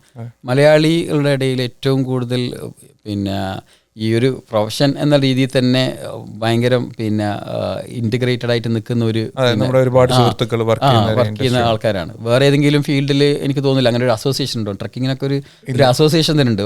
വളരെ പിന്നെ എന്താ പറയാൻ ആക്റ്റീവായിട്ടുള്ള സ്പിരിറ്റിൽ വർക്ക് ചെയ്യുന്ന അത്രയും ആൾക്കാരുള്ളത് കൊണ്ടാണ്. പിന്നെ അപ്പോൾ അത് ചിലപ്പം ഇമ്പാക്റ്റ് ആവുന്ന സമയത്ത് ചിലപ്പോൾ മലയാളികളെ ഒരുപാട് ചിലപ്പോൾ ഇമ്പാക്റ്റ് ആവാൻ സാധ്യതയുണ്ട്. ഇതൊക്കെയാണ് പിന്നെ പെട്ടെന്ന് നമുക്ക് പറയാൻ പറ്റുന്ന സംഭവങ്ങൾ. ബിസിനസ്സിൽ വരാം, പിന്നെ ബിസിനസ്സിൽ ഇമ്പാക്റ്റ് ഉണ്ടാകുമ്പം മൊത്തത്തിൽ അതൊരു ഒരു മുമ്പ് പറഞ്ഞ പോലെ ഒരു റിപ്പിൾ എഫക്റ്റാണ്. അപ്പം എല്ലാവരെയും ബാധിക്കും, ചിലയിടത്തത് പിന്നെ കൂടുതലായി ബാധിക്കും. പക്ഷേ അതിൽ നമ്മൾ ഓപ്പർച്യൂണിറ്റി കാണാൻ സാധിക്കുന്ന ആൾക്കാർക്ക് ചിലപ്പം എന്തെങ്കിലും ചെയ്യാൻ പറ്റിയെന്നും വരും. പുതിയ എക്സ്പോർട്ട് ബിസിനസ്, പുതിയ മേഖലകൾ മലയാളികൾ എപ്പോഴും ബിസിനസ് ചെയ്യുന്ന കാര്യത്തിൽ മുന്നോട്ടാണ്. ഗവൺമെന്റ് ഇപ്പോൾ പുതിയ പുതിയ വഴികൾ തേടുമ്പോൾ ചിലപ്പോൾ നമുക്ക് പുതിയ കൺട്രീസിലേക്ക് എക്സ്പോർട്ട് ചെയ്യാനുള്ള പ്രോസസ്സ് ചിലപ്പോൾ എളുപ്പമാക്കാം. അതിന് ഗവൺമെന്റിന്റെ ഭാഗത്തും സപ്പോർട്ട് ചെയ്യാം. ഒരുപാട് സാധ്യത കാര്യങ്ങൾ. ഇപ്പം നമ്മൾ ഇടയ്ക്ക് സംസാരിച്ചല്ലോ, നമ്മളിപ്പോൾ local we are trying to buy local. നമ്മളിപ്പോൾ ലോക്കൽ സാധനങ്ങൾ, കാനഡയിൽ ഉണ്ടാക്കിയ സാധനങ്ങളൊക്കെ വാങ്ങാൻ നമ്മളിപ്പോൾ സ്റ്റാർട്ട് ചെയ്ത് കഴിഞ്ഞു ഏകദേശം. ഇപ്പോൾ മുഷീർക്ക പറഞ്ഞ പോലെ തന്നെ ഇപ്പോൾ ഗ്രോസറിയിൽ ഷെൽഫ്സൊക്കെ മാറിക്കഴിഞ്ഞു. ഇതിപ്പോൾ ഫോർ എക്സാമ്പിൾ നമുക്കിപ്പോൾ ട്രംപിൻ്റെ കാര്യം നമ്മൾ പറഞ്ഞ പോലെ പറയാൻ പറ്റില്ലല്ലോ. ഇതൊക്കെ നോർമൽ ആയി കഴിഞ്ഞാൽ ഇതിന് തിരിച്ചു പോകുമെന്ന് തോന്നുന്നുണ്ടോ നിങ്ങൾക്ക്? അല്ലെങ്കിൽ ഇങ്ങനെ തന്നെ ഉണ്ടാവോ? നമ്മൾ ഈ ഒരു ഇൻഡസ്ട്രിയിൽ പ്രൊഡക്ഷൻ കൂട്ടുകയാണ്? ഇല്ല, അത് ഫോർ കൺസ്യൂമറിൻ്റെ പെർസ്പെക്റ്റീവിൽ കുറച്ച് കാലം നാഷണലിസം ഒക്കെ പറഞ്ഞ് കാനഡയൊക്കെ വാങ്ങും.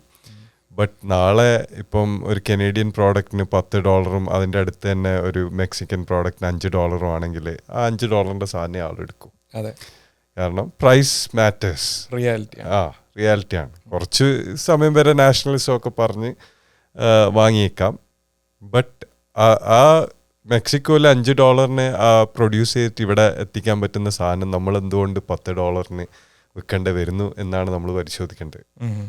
എന്നിട്ട് ആ ഓപ്പർച്യൂണിറ്റി ഇപ്പം നമുക്ക് അത് കോമ്പറ്റീറ്റീവ് ആയിട്ട് ആൾക്കാർക്ക് കൊടുക്കാൻ പറ്റുമെങ്കിൽ then people will prefer Canadian. പക്ഷെ അതല്ല, നമ്മൾ അതിനൊരു premium continue to charge premium ആണെങ്കിൽ അത് ആൾക്കാർ എന്തായാലും വിട്ടുപോകും. അല്ലേ, അത് വേറൊരു ആസ്പെക്റ്റ് എന്താണെന്ന് വെച്ചാൽ ഇതൊരു തരം ബോയ്ക്കോട്ട് BDS മൂവ്മെൻറ്റ് പോലത്തെ ഒരു സംഭവമാണ്. ഒരു റിയൽ വേൾഡിൽ പിന്നെ നമ്മൾ വലിങ്ങനെ പ്രൊമോട്ട് ചെയ്യേണ്ട ഒരു സംഭവമല്ല. കാരണം കുറേ ആൾക്കാരെ മാറ്റി നിർത്തുക, കുറേ ആൾക്കാരെ വാങ്ങിക്കുക എന്നൊക്കെ പറയുന്നത് പ്രാക്ടിക്കലും അല്ല. പക്ഷേ നമ്മൾ ചില സിനാരിയോസിൽ നമുക്ക് അറിയാം, ചില പലസ്തീൻ സംഭവത്തിലൊക്കെ പിന്നെ നമ്മൾ പലപ്പോഴും ഇത് അഡ്വക്കേറ്റ് ചെയ്യുന്നുണ്ട്. കാരണം ചില കാര്യങ്ങൾ റെസ്ട്രിക്റ്റ് ചെയ്യാൻ നല്ലതാണുള്ളത്. മുഷീർ പറഞ്ഞ മാതിരി പിന്നെ ഈ പറഞ്ഞ പ്രൈസ് ഫാക്ടർ ഉണ്ടാവും. ചിലപ്പോൾ നമ്മളെ ഹാബിറ്റ് ആണല്ലോ. ഇപ്പോൾ നമ്മളിപ്പോൾ ഒരു കോഫിയോ അല്ലെങ്കിൽ ഒരു വേറെ എന്തെങ്കിലും സ്നാക്സ് ഒക്കെ കഴിക്കുന്നത് നമ്മളൊരു ലൈഫിൻ്റെ ഭാഗമായിരിക്കും.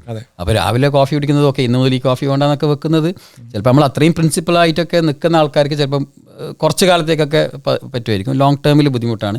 തിരിച്ചത് നമ്മളൊരു കനേഡിയൻ പ്രൊഡക്റ്റ് വാങ്ങിച്ച് ശീലിച്ച് കഴിഞ്ഞാൽ തിരിച്ചു വരാനും ചിലപ്പം ബുദ്ധിമുട്ടൊക്കെ ഉണ്ടാവാം. പക്ഷെ ഷീർ പറഞ്ഞ പോലെ തന്നെ പ്രൈസ് മാറ്റേഴ്സ് ആണ്. പക്ഷെ ഏറ്റവും വലിയൊരു രസം എന്ന് വെച്ചാൽ ഞാൻ പലപ്പോഴും പിന്നെ ഈ BDS മൂവ്മെൻറ്റിനെ ചില പിന്നെ കോണ്ടെക്സ്റ്റിൽ സപ്പോർട്ട് ചെയ്യുന്ന സമയത്ത് പിന്നെ എപ്പോഴും അതൊരു എല്ലാവരും പോസിറ്റീവായിട്ട് കാണുന്നില്ല. പക്ഷേ ഇന്നിപ്പം ഞാൻ നോക്കുന്ന സമയത്ത് പിന്നെ കനേഡിയൻ പിന്നെ ഫിനാൻസ് മിനിസ്റ്ററോ പിന്നെ പോലും മുൻ ഫിനാൻസ് മിനിസ്റ്റർ വരെ അതിനെ ബൈ കനേഡിയൻ പിന്നെ ബോയ്ക്കോട്ട് US എന്നുള്ള രീതിയിലേക്ക് വരികയാണ്.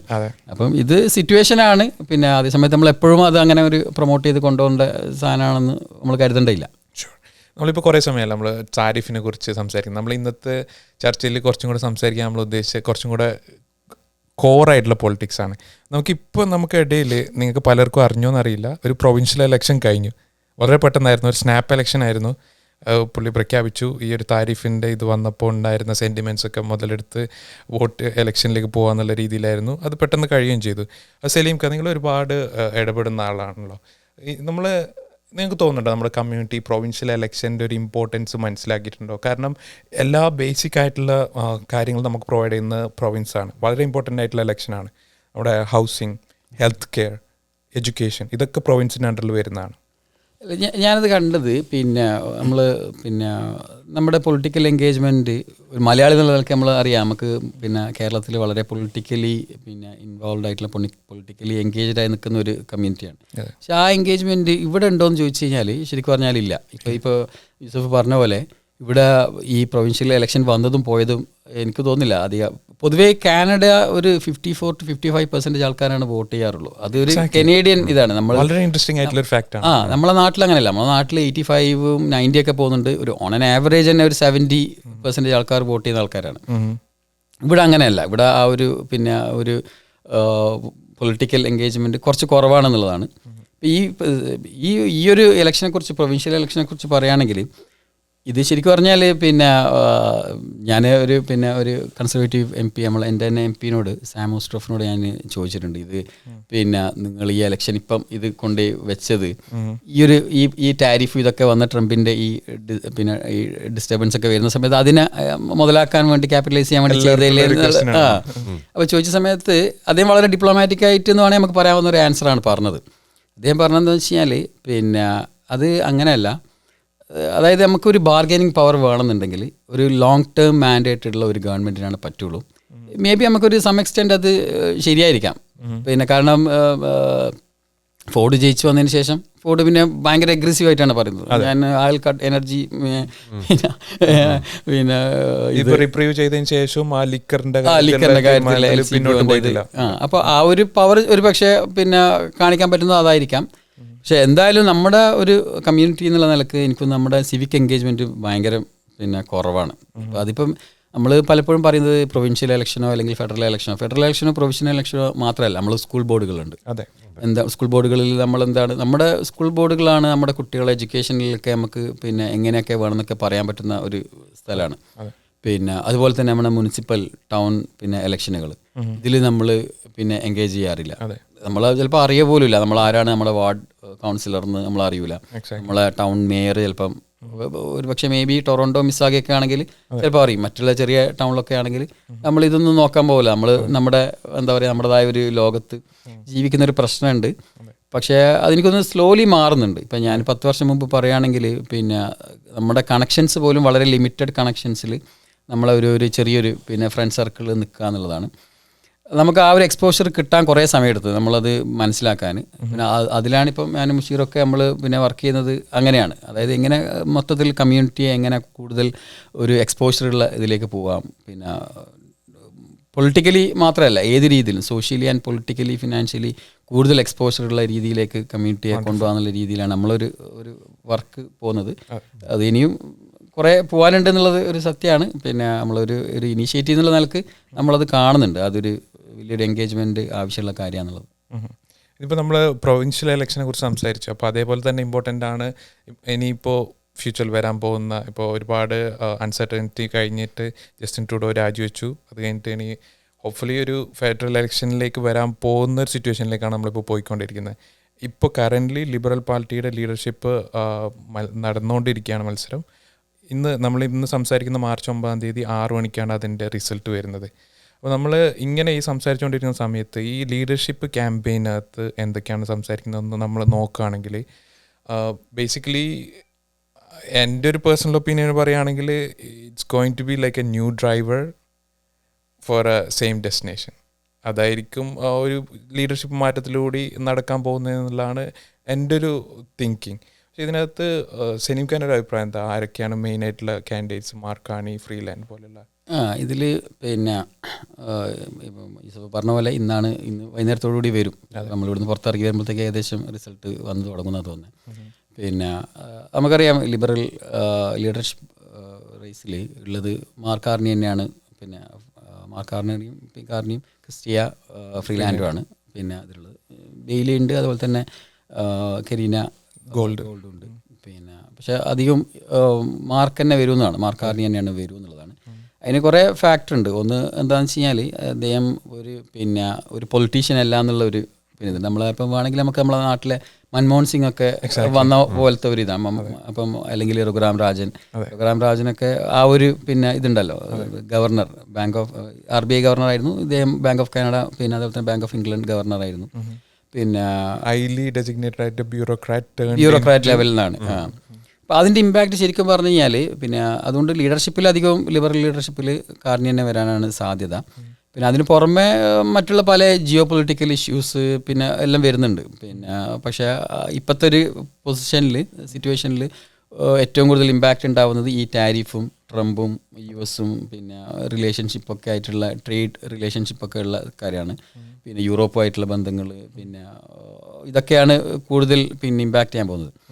നമ്മൾ ശ്രദ്ധിച്ചാൽ മനസ്സിലാവും, ജസ്റ്റിൻ ട്രൂഡോ റിസൈൻ ചെയ്യുന്ന സമയത്ത് ആ സമയത്തുള്ള ഒരു പ്രൊജക്ഷൻ എന്ന് പറയുന്നത് കൺസർവേറ്റീവ് 40+42-44% നിൽക്കുമ്പോൾ ലിബറൽ നിൽക്കുന്നത് 28 ബിലോ 30 ആണ്. NDP ഓൾമോസ്റ്റ് 25 റേഞ്ചിൽ നിൽക്കുന്ന സമയത്ത്. ഇന്നിപ്പോൾ അങ്ങനെയല്ല. കുറച്ച് മുമ്പ് ഉള്ള ഒരു പ്രൊജക്ഷൻ പ്രകാരം ചെറിയൊരു നാരോ ഡിഫറൻസ്, മേ ബി ഒരു 3 or 4% ഉള്ളിലുള്ള ഡിഫറൻസിലാണ് കൺസർവേറ്റീവും ലിബറലും നിൽക്കുന്നത്. അതിനകത്ത് 388 ഏതൊരു പോളിനകത്ത് ഇടയ്ക്കൊരു പ്രാവശ്യം കാർണി ലീഡറായിട്ട് കൺസിഡർ ചെയ്യുമ്പോൾ മുകളിലും പോയി. അതാണ് കൺസർവേറ്റീവിന് അതൊരു വലിയൊരു പേടിയാണ്. അതുകൊണ്ടാണ് പിന്നെ കൺസർവേറ്റീവ് എപ്പോഴും ലീഡറായിട്ട് കാർണി വരുന്നതിന് മുമ്പേ അദ്ദേഹത്തിനെയാണ് എയിം ചെയ്തത്. കാരണം മറ്റേത് ഒരു ഫ്രീ ഇലക്ഷൻ ആയിട്ട് തന്നെ അവർക്ക് കിട്ടും, ആര് ഫ്രീ ലാൻഡ് ഒക്കെ വരികയാണെങ്കിൽ. പക്ഷെ കാർണി വരികയാണെങ്കിൽ ചിലപ്പോൾ അത് നല്ല ടൈറ്റ് ആവും എന്നുള്ള ഒരു പിന്നെ അത് അവിടെ ഉണ്ട്. പിന്നെ ആൾക്കാരെ കുറച്ചും കൂടി അങ്ങണ്ടല്ലോ ഒരു പിന്നെ ഈ ടാരിഫ് വരുന്നത് നമ്മൾ മുമ്പ് സംസാരിച്ചില്ലേ, കോവിഡുമായിട്ട് ചില എന്താ പറയാൻ താരതമ്യം ചെയ്യാൻ പറ്റുന്നത് കൊണ്ട് ഇത്തരം ഗവൺമെൻറ്റുകൾക്ക് എപ്പോഴും കുറച്ചൊരു പിന്നെ ബെനിഫിറ്റ് ഉണ്ട്. അപ്പോൾ നമ്മൾ കോവിഡ് കഴിഞ്ഞിട്ടുള്ള ഇലക്ഷൻസ്, ലോകത്ത് നടന്ന ഇലക്ഷൻസ്, നമ്മൾ കേരളത്തിലെ ഇലക്ഷൻസ് ഉൾപ്പെടെ നോക്കിക്കഴിഞ്ഞാൽ അതിൻ്റെ റിസൾട്ടൊക്കെ കോവിഡ് ട്രംപ് ഒഴിച്ചിട്ട്, ട്രംപ് അന്ന് തോറ്റിട്ടുണ്ട്, ബാക്കി ഉള്ള പല ഗവൺമെൻറ്റുകളും തിരിച്ച് പവറിൽ വരികയാണ് ചെയ്തത്. അതെന്താ വെച്ചാൽ ആ കോവിഡ് സിറ്റുവേഷൻ ഹാൻഡിൽ ചെയ്തു എന്നുള്ളതാണ്. അപ്പോൾ ആ രീതിയിൽ നോക്കുന്ന സമയത്ത് ഒരു പക്ഷേ ഇപ്പം ജസ്റ്റിൻ ട്രൂഡോൻ്റെ ആൾക്കാരുടെ പിന്നെ ഒരു വ്യൂ പോലും മാറുന്നുണ്ട്. ഇപ്പോൾ ലേറ്റസ്റ്റ് ആയിട്ടല്ലേ നമ്മൾ ആ ഒരു പിന്നെ സ്പീച്ചിൽ താരിഫ് വന്ന ഇപ്പോൾ റീസെൻ്റ് ആയിട്ടുള്ള ജസ്റ്റിൻ ഇത്രയും കാലം ട്രൂഡോ എന്താ ഇങ്ങനെയൊന്നും പറഞ്ഞിരുന്നില്ല എന്നുള്ളൊരു അത്രയും സ്ട്രോങ് ആയിട്ട് പറയുന്ന സമയത്ത്, അപ്പോൾ ആ ഒരു ഫീല് എനിക്ക് തോന്നുന്നു ലിബറലിനോട് പോവുകയാണെങ്കിൽ ഒരു പക്ഷേ ഒരു നല്ലൊരു ഫൈറ്റ് എന്തായാലും ഉണ്ടാവും. നമ്മൾ ഫ്രീലാൻഡിൻ്റെ കാര്യം നോക്കുകയാണെങ്കിലും ഫ്രീലാൻഡ് എൻ്റെ പേഴ്സണൽ അഭിപ്രായം ചോദിക്കുകയാണെങ്കിൽ I think she will finish in 3rd. Karina Gould നല്ലൊരു ഓർഗനൈസറാണ്. പിന്നെ ഫ്രീലാൻഡിനെ സംബന്ധിച്ചിടത്തോളം കുറച്ച് പോസിറ്റീവായിട്ടുള്ള കാര്യങ്ങളും ഉണ്ട്. അവർ പറയുന്ന 1-2 കാര്യങ്ങൾ, ഒന്ന് CRAൻ്റെ അണ്ടറിൽ വരുന്ന R&D അങ്ങനെ ഒരു ഡിപ്പാർട്ട്മെൻറ്റിനകത്ത് നമ്മൾ ഇസ്ലാമിക് ചാരിറ്റീസിനെ കുറിച്ചൊക്കെ അവരെപ്പോഴും കൂലങ്കർഷമായ ചർച്ച നടക്കുന്ന ഒരു സംഭവമാണ്. കുറേ നെഗറ്റീവ് റിമാർക്സ് ഒക്കെ വരുന്നത്, അതൊക്കെ ഇല്ലാതാക്കുമെന്ന് പറയുന്നുണ്ട് ഫ്രീലാൻഡ്. അങ്ങനെയുള്ള കുറേ കാര്യങ്ങൾ വരുന്നുണ്ട്. പക്ഷെ എന്നിരുന്നാലും കാർണിയുടെ ഫണ്ട് റൈസിങ് തന്നെയാണ് ഏറ്റവും കൂടുതൽ. 3 million അടുത്തോളം വരുന്നുണ്ട്. ടോട്ടൽ എസ്റ്റാബ്ലിഷ്മെന്റ് കാർണിയെ സപ്പോർട്ട് ചെയ്യുന്നുണ്ട്. ആകെയുള്ള ഒരു ചോദ്യം എന്ന് പറഞ്ഞാൽ ഇത് പിന്നെ സെക്കൻഡ് ബാലറ്റിലേക്ക് പോകുന്നുള്ളതാണ്. ഫസ്റ്റ് ബാലറ്റിൽ തന്നെയാണെങ്കിൽ 51% കിട്ടുകയാണെങ്കിൽ കാർണി എളുപ്പത്തിൽ പോകും. സെക്കൻഡ് ബാലറ്റിൽ വരികയാണെങ്കിലാണ് ചെറിയൊരു ഇതുണ്ടാവുള്ളൂ. ചിലപ്പോൾ അതിലേക്കൊന്നും ചിലപ്പോൾ പോകണമെന്ന് ഇല്ലയെന്നാണ് എനിക്ക് തോന്നുന്നു. ചിലപ്പം 51% ഈ ഒരു ഫണ്ട് റൈസിങ് ഇതൊക്കെ നോക്കുന്ന സമയത്ത് അങ്ങനെയാണ്. പിന്നെ ഈ പറഞ്ഞ ഇത് ഒരു ഫാക്ടറാണ്, പക്ഷെ അതൊരു എനിക്കൊരു എന്താ പറയാൻ അങ്ങനെ ഒരു പിന്നെ ഒരു ഫാക്ടറാണോ എന്ന് നമുക്ക് പറയാൻ പറ്റുമോ അറിയില്ല. ഈ പറഞ്ഞ ഈ RAD അല്ലേ, അത് എന്താ പറയാൻ, അപ്പം ചെറിയ ഫാക്ടേഴ്സാണ്. അപ്പോൾ അതൊന്നും ഒരു പിയറിനെതിരെ പോകുമ്പോൾ എതിർത്ത് നിൽക്കാൻ പറ്റിയ ഒരു സ്ഥാനാർത്ഥി എന്നുള്ള രീതിയിൽ ഡെഫിനറ്റ്ലി കാർണിയാണ്. കാരണം അത് അവർക്കും കൺസർവേറ്റീവ് അത് മനസ്സിലാക്കിയിട്ടുണ്ട്. പിന്നെ മാത്രമല്ല എനിക്കൊന്ന് യൂറോപ്പായിട്ടൊക്കെ പിന്നെ കാർണിക്ക് കുറച്ചും കൂടിയും ഒരു പക്ഷേ നമ്മൾ ഇനിയും പഠിക്കാനുള്ളത് Carney he's never been elected. അയാൾ ഒരു ഒഫീഷ്യലായിട്ടുള്ള ഒരു പോസ്റ്റും എലക്റ്റഡ് ആയിട്ടുള്ള പോസ്റ്റും ഹോൾഡ് ചെയ്തിട്ടില്ല. അപ്പോൾ ആ ഒരു എക്സ്പീരിയൻസ് പുള്ളിക്കില്ല എന്നുള്ളത് ചാലഞ്ചിങ് ആണ്. പുള്ളിയുടെ ഇതുവരെയുള്ള ഡിബേറ്റ്സ് ഒക്കെ കാണുമ്പോൾ നമുക്ക് ഒരു 50-50 ഇതാണ്. പുള്ളി ഒരുപാട് മീഡിയ ട്രെയിനിങ് ഒക്കെ ഇപ്പോൾ പുള്ളി കിട്ടുന്നുണ്ടാവും. പക്ഷെ എന്നിരുന്നാലും പുള്ളി ഒന്നും കൂടി ഒന്ന് മെച്ചപ്പെട്ട് വരാനുണ്ട് എന്നുള്ള രീതിയിലാണ് നമുക്ക് കാണുന്നത്. പക്ഷേ ഒരു നെഗറ്റീവായിട്ട് ഇപ്പോൾ റീസെൻ്റ് ആയിട്ട് കണ്ടത് ഫ്രഞ്ച് ഒരു ഇതാണ് ഉള്ളൊരു ഇത് വന്നിരുന്നു. ഈവൻ ലീഡർഷിപ്പ് ഡിബേറ്റിൽ തന്നെ ഫ്രഞ്ച് ചില എന്താ പറയാൻ പിന്നെ സ്ലിപ്പ് ഓഫ് ടങ്ങൊക്കെ ഉണ്ടായതായിട്ടൊക്കെ വാർത്ത വന്നിട്ടുണ്ട്.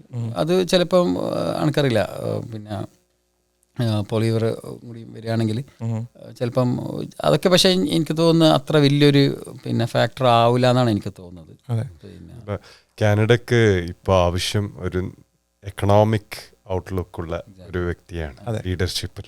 കാരണം എക്കോണമിയാണ് ഇപ്പം കാനഡൻ്റെ ഏറ്റവും എഫക്റ്റഡ് ആയിട്ടുള്ള പോർഷൻ. ആൾക്കാരുടെ ഡെയിലി ജീവിതം നോക്കിയാലും അവർക്ക് കിട്ടുന്ന ശമ്പളം പോരാണ്ടാവുന്നു, അവരെ എൻസ് മീറ്റ് ചെയ്യാൻ വേണ്ടി സേവിങ്സ് ഡിപ്ലീറ്റായി പോകുന്നു. ഒരു ക്വാളിറ്റി ഓഫ് ലൈഫ് മെയിൻറ്റെയിൻ ചെയ്യാൻ വരെ പറ്റാത്തൊരവസ്ഥയിലാണ് ഇപ്പോൾ എക്കോണമി ഉള്ളത്. അപ്പോൾ ആ ഒരു എക്കണോമിക് ഫോക്കസ് കൊടുത്തിട്ട് അതിനെ മുന്നോട്ട് കൊണ്ടുപോകാൻ പറ്റുന്ന ഒരു ലീഡർ തന്നെയാണ് ആവശ്യം.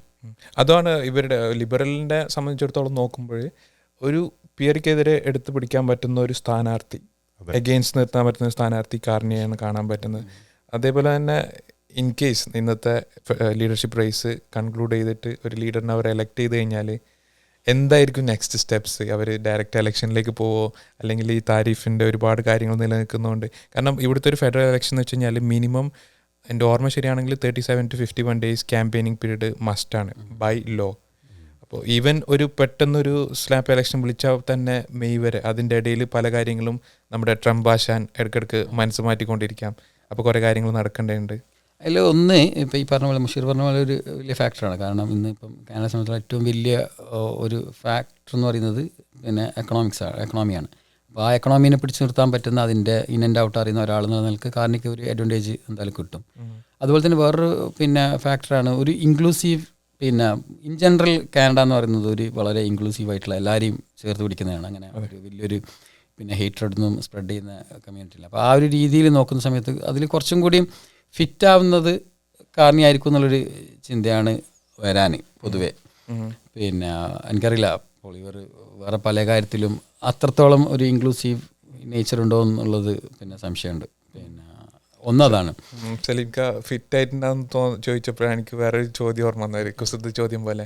നമ്മളിപ്പോൾ നാട്ടിൽ നിന്ന് ഉള്ളത് ഇവിടുത്തെ പൊളിറ്റിക്സ് നമ്മൾ കണ്ടിന്യൂസ് ആയിട്ട് വാച്ച് ചെയ്തുകൊണ്ടിരിക്കുകയാണ്. അത് നമ്മളൊരു നാട്ടിൽ നിന്ന് നമ്മുടെ കേരളത്തിൽ നിന്ന് ഒരു പൊളിറ്റീഷ്യനെ ഇങ്ങോട്ട് കൊണ്ടുവരികയാണെങ്കിലോ അല്ലെങ്കിൽ കാനഡയിലത്തെ ഒരു പൊളിറ്റീഷ്യനെ തിരിച്ചു കൊണ്ടുപോകണമെങ്കിലും ആരായിരിക്കും സർവ് ചെയ്യുക? ഫോർ എക്സാമ്പിൾ ഇപ്പോൾ കേരളത്തിൽ നിന്ന് ഒരാളെ കാനഡയിൽ കൊണ്ടുവരുന്നു, ആരായിരിക്കും?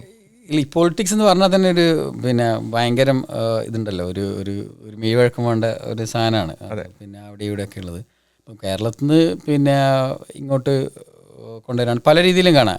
പിന്നെ ഞാൻ പറയുമ്പോൾ കേരളത്തിലെ പിന്നെ കാര്യങ്ങൾ വളരെ കീനായിട്ട് അനലൈസ് ചെയ്ത് പിന്നെ അതിൻ്റെ ഫാക്ട്സ് വെച്ചിട്ട് കീറി മുറിച്ച് ചെയ്യുന്ന ഒരാളാണ് പിന്നെ വി ഡി സതീശൻ.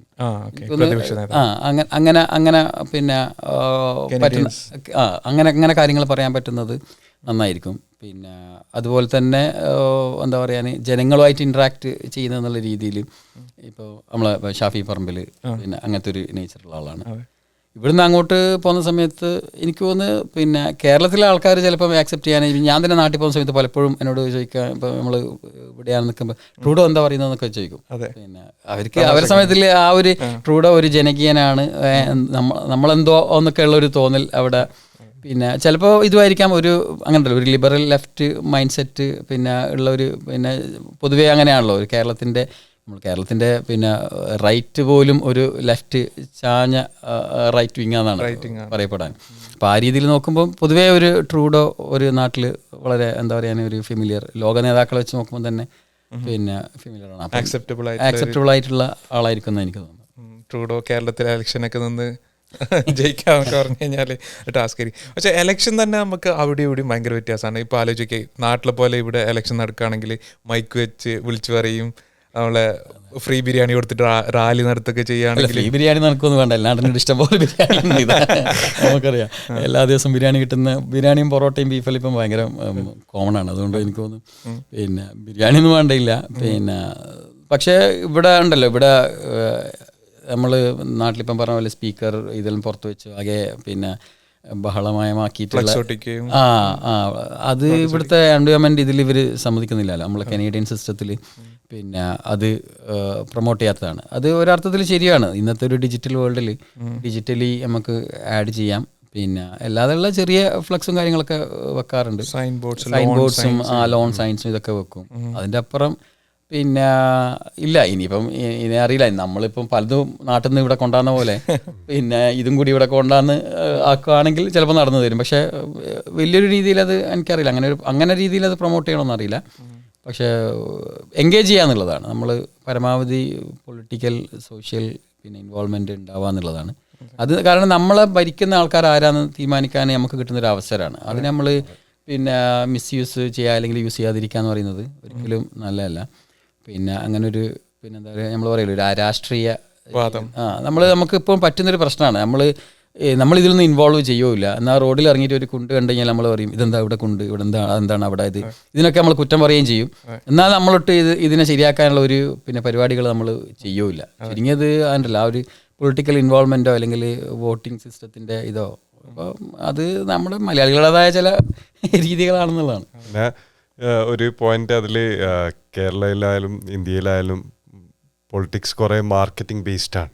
കാരണം ഈ പറഞ്ഞ പോലെ ബിരിയാണി കൊടുത്തും ആൾക്കാരെ കയ്യിലെടുത്തും ആ പേഴ്സണാലിറ്റിയും സംസാരവും ആ നോയ്സിൻ്റെ ഇടക്കാണ് ആൾക്കാർ ജയിച്ചു പോവുക. ഇവിടെ എനിക്ക് തോന്നുന്നു കുറച്ചും കൂടി പോളിസി ബേസ്ഡാണ്. ഇപ്പോൾ നേരത്തെ പറഞ്ഞ പോലെ ഓരോ ആളെയും പോളിസി നമ്മൾ എന്താണ്, അവരുടെ സ്റ്റാൻസ് ഓരോ കാര്യത്തിലും എന്താണെന്നുള്ളത് നമ്മൾ ഗൗരവമായി പരിശോധിച്ചിട്ടാണ് നമ്മൾ ഒരാളെ എലക്ട് ചെയ്യാൻ വോട്ട് ചെയ്യുന്നത്.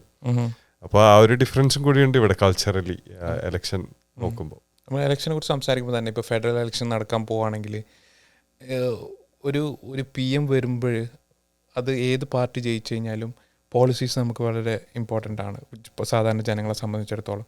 ഒരു മോണിറ്ററി പോളിസീസ് നമ്മുടെ ഫ്യൂച്ചർ ഫെഡറൽ ഗവൺമെൻറ്റിൻ്റെ ഏത് രീതിയിലായിരിക്കും നമ്മൾ എഫക്റ്റ് ചെയ്യാൻ പോകുന്നത്? ഹയർ ഇൻട്രസ്റ്റ് റേറ്റ് ആയിരിക്കുമോ? ഇപ്പോൾ താരിഫ് വരുന്നതുകൊണ്ട് ഒരുപാട് ചിലപ്പോൾ കൺസർവേറ്റീവ് വന്നു കഴിഞ്ഞാൽ ഒരു പിടുത്തം വരും, ചിലപ്പോൾ ലിബറൽ വന്നു കഴിഞ്ഞാൽ അത് കൂടുതൽ താരിഫും റിറ്റാലിറ്ററി എഫക്ട്സും അങ്ങനെയുള്ള കാര്യങ്ങളുണ്ടാകും.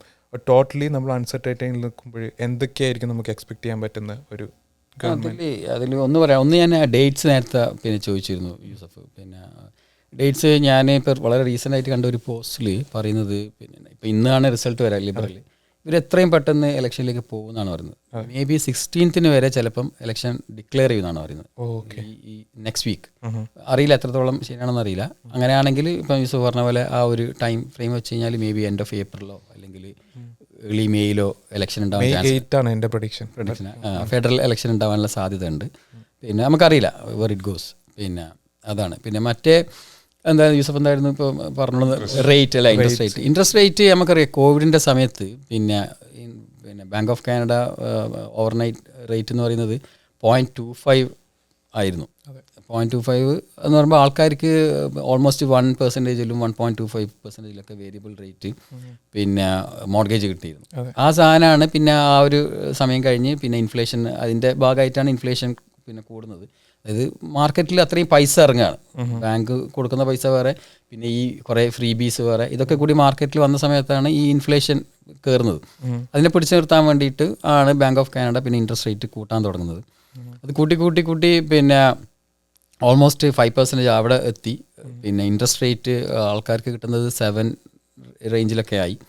ഇപ്പം അത് കുറഞ്ഞു വന്നിട്ടുണ്ട്. ഇപ്പം ഓവർനൈറ്റ് റേറ്റ് 3 ആണ്. ഇനിയും അത് കുറയും 2% വരെ. 2-3 ക്വാർട്ടറിൽ അവർ കുറച്ച് കൊണ്ടുവന്നു. പിന്നെ ജംബോ കട്ടൊക്കെ ഉണ്ടായിരുന്നു, 50 ബേസിസ് പോയിന്റ് ജംബോ കട്ടൊക്കെ ഉണ്ടായിരുന്നു. അപ്പോൾ ഇനിയും പിന്നെ ചിലപ്പോൾ ഒരു ജംബോ കട്ട് എക്സ്പെക്ട് ചെയ്യുന്നില്ല. എന്നാലും ബാങ്ക്സ് ഒക്കെ പറയുന്നത് ഒരു 2.5 റേഞ്ചിലൊക്കെ വന്ന് നിൽക്കുന്നതാണ്. അതായത് ജൂലൈ വരെ കട്ടുണ്ടാവും. ഇപ്പം എനിക്ക് തോന്നുന്നു March 12 2 ദിവസം 3 ദിവസത്തിൽ കമ്മിങ് ട്യൂസ്ഡേ ആണെന്ന് തോന്നുന്നു ഒരു പിന്നെ അനൗൺസ്മെൻ്റ് ഉണ്ട് ബാങ്ക് ഓഫ് കാനഡൻ്റെ.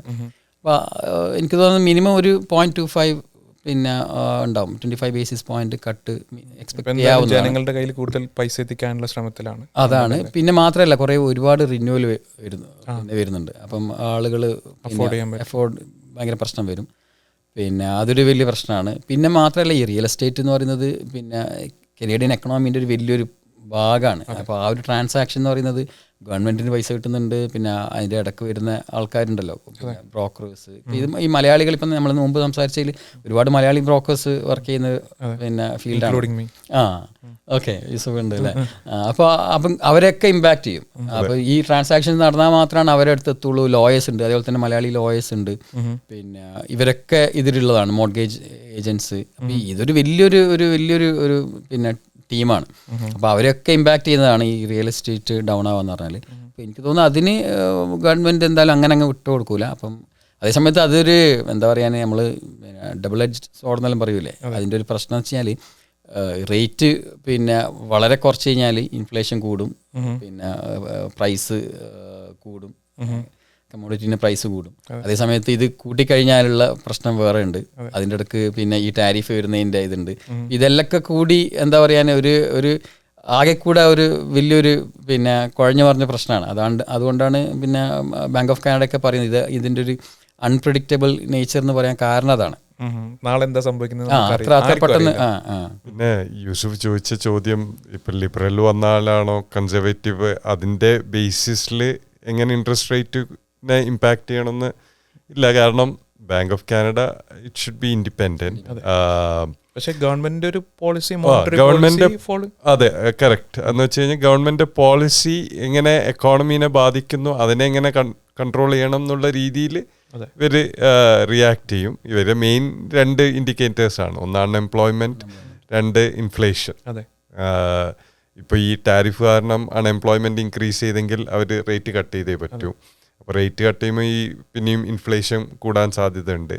പിന്നെ ആ ഇൻഫ്ലേഷനിൽ കോർ എന്താണ് നോൺ കോർ എന്താണെന്നൊക്കെ അവർ പഠിച്ചതിന് ശേഷം അവർ വീണ്ടും കട്ട് ചെയ്തേക്കാം. കാരണം unemployment is far more worse impact than inflation. കാരണം ആൾക്കാർക്ക് ശമ്പളം ഇല്ല, ഭക്ഷണം വാങ്ങാൻ പൈസ ഇല്ലെങ്കിൽ പിന്നെ പൈസ കൂടിയാലും you have to get to a point where അവരുടെ കയ്യിൽ പൈസ ഉണ്ട്, അവർക്ക് ലൈവ്ലിഹുഡ് മെയിൻറ്റെയിൻ ചെയ്യാൻ പറ്റുന്ന ഒരു ലെവലിലേക്ക് എത്തിക്കേണ്ടി വരും. അതിന് അപ്പോൾ ഇൻട്രസ്റ്റ് റേറ്റ് ഇപ്പോഴത്തെ ഇതിൽ അൺഎംപ്ലോയ്മെന്റ് വലിയൊരു മാറ്റമില്ലാണ്ട് അങ്ങനെ നിൽക്കുന്നതായിട്ടാണ് കാണുന്നത്. പക്ഷേ ഈ കോൺഫിഡൻസ് ആൾക്കാർ നഷ്ടപ്പെടുമ്പോൾ അത് വളരെ ഒരു ഇമ്പാക്റ്റ് ആണ്. കാരണം അത് ഈ പ്രൈസ് ഡ്രോപ്പ് ചെയ്യുമ്പോൾ, ഇൻട്രസ്റ്റ് റേറ്റ് ഡ്രോപ്പ് ചെയ്യുമ്പോൾ ആൾക്കാർ വിചാരിക്കുന്നു ഓക്കെ നമ്മൾ താഴോട്ട് പോവുകയാണ്, അതുകൊണ്ടാണ് ഇവർ ഡ്രോപ്പ് ചെയ്യുന്നത്. അപ്പോൾ ടോട്ടൽ മാർക്കറ്റിൻ്റെ കോൺഫിഡൻസും താഴേക്ക് പോവുകയാണ്. ആൾക്കാർ കൂടുതൽ ബൈ ചെയ്യാനുള്ള, ഇൻവെസ്റ്റ് ചെയ്യാനുള്ള ഒരു മെൻറ്റാലിറ്റി കുറയും ആൾക്കാർക്ക്. നമുക്കൊന്നുകൂടി വെയിറ്റ് ചെയ്യാം ഈ മാർക്കറ്റ്. ഒരു വെയിറ്റ് പീരീഡ് ചിലപ്പം വരുമായിരിക്കും. പക്ഷേ അതേ സമയത്ത് ഓൾറെഡി മാർക്കറ്റിലുള്ള മോർഗേജുള്ള ആൾക്കാർക്കൊക്കെ പിന്നെ ബെനിഫിഷ്യൽ ആണ് എന്നുള്ളതാണ്. അതെ, അത് ഇപ്പം ഈ ഇൻട്രസ്റ്റ് റേറ്റ് കുറഞ്ഞതുകൊണ്ട് ആളെല്ലാം പോയിട്ട് പെട്ടെന്ന് തന്നെ പോയി ഇപ്പോൾ വീടൊന്നും വാങ്ങുന്നില്ല. ഇല്ല. കാരണം പക്ഷേ ഇൻട്രസ്റ്റ് കുറഞ്ഞുകൊണ്ട് തന്നെ ഇപ്പോൾ കഴിഞ്ഞ ദിവസം റിപ്പോർട്ട് ഉണ്ടായിരുന്നു, ഡീഫോൾട്ട് ഇപ്പോൾ കൂടിക്കൊണ്ട് വരികയാണ്. ഇൻട്രസ്റ്റ് റേറ്റ് കുറയുന്നുണ്ട്, at the same time defaults കാരണം ആൾക്കാർക്കുള്ള അഫോർഡബിലിറ്റി ഇല്ല. കാരണം ഈ പറഞ്ഞ പോലെ ആള് വെയിറ്റ് ആൻഡ് വാച്ചാണ്. ഇൻട്രസ്റ്റ് റേറ്റ് കുറയുന്നത് സാധാരണഗതിയിൽ ഇൻട്രസ്റ്റ് റേറ്റ് കുറയുമ്പോൾ മാർക്കറ്റിലൊരു ബൂം ഉണ്ടാവും. ആ ബൂമിനുള്ള ബാക്ക് സപ്പോർട്ടാണ് അവരുടെ ഡെയിലി സേവിങ്സും വേജസും ഇൻകമൊക്കെ.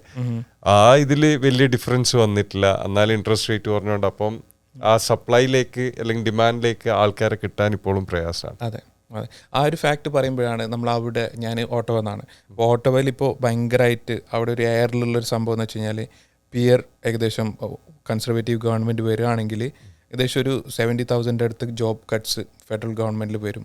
ഒന്നും കൂടി ഒന്ന് ടൈറ്റാക്കി പിടിക്കുന്നുള്ള രീതിയിലാണ് അവർ റിപ്പോർട്ട്സും അവരുടെ കാര്യങ്ങളൊക്കെ വരുന്നത്. പുള്ളി തന്നെ പറയുന്നുണ്ട് we will go for cuts, സബ്സിഡീസൊക്കെ ഇല്ലാതാക്കും, പിന്നെ നമ്മുടെ ഒരുപാട് പേര് ആശ്രയിക്കുന്ന കൺസൾട്ടിങ് ജോബ്സൊക്കെ ഒരുപാട് അങ്ങ് വെട്ടിക്കുറക്കുന്നുള്ള രീതിയിലാണ് പറയുന്നത്.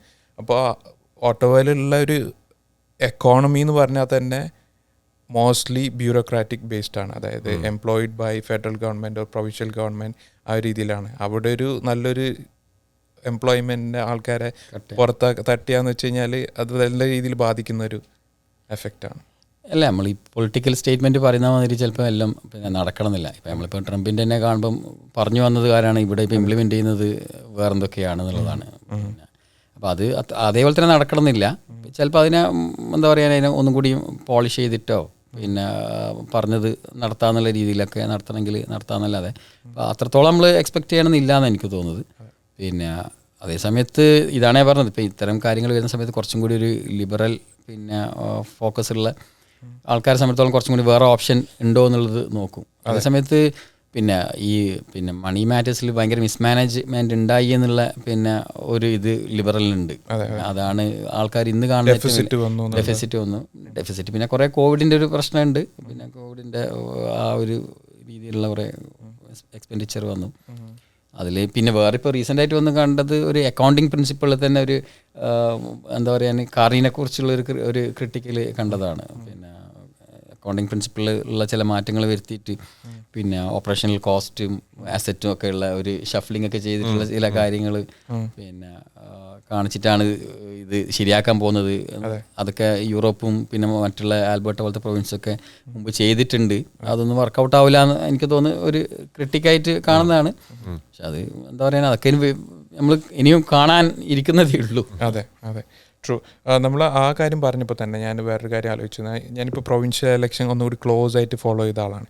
അപ്പോൾ നമ്മൾ അതിനകത്ത് തന്നെ ഈ നേതാക്കന്മാർ ഇപ്പോൾ സിനിമ പറഞ്ഞല്ലോ, ഓരോ സ്ഥലത്തും ഓരോ കാര്യങ്ങളാണ് പറയുന്നത് എന്നുള്ള പറഞ്ഞ പോലെ ഇപ്പോൾ ഡഗ്ഫോർഡിൻ്റെ വലിയൊരു പ്രോമിസാണ് 401 അണ്ടറിലൂടെയുള്ള ആ ഒരു ടണൽ, ഒരു 135 ബില്യൻ്റെ. പക്ഷെ അത് ഇവിടെ ടൊറൻറ്റോയിൽ പറയുമ്പോൾ എല്ലാവരും ഡഗ്ഫോർഡിനെ സപ്പോർട്ട് ചെയ്യും, കാരണം ഇവിടുത്തെ ആൾക്കാർക്ക് അറിയാം ആ ഒരു കൺജഷൻ എങ്ങനെയാണല്ലേ. പക്ഷേ നമ്മുടെ അവിടെ ഓട്ടോ വന്നിട്ട് അത് പറയുമ്പോൾ ഇറ്റ്സ് എ വേസ്റ്റ് ഓഫ് മണി.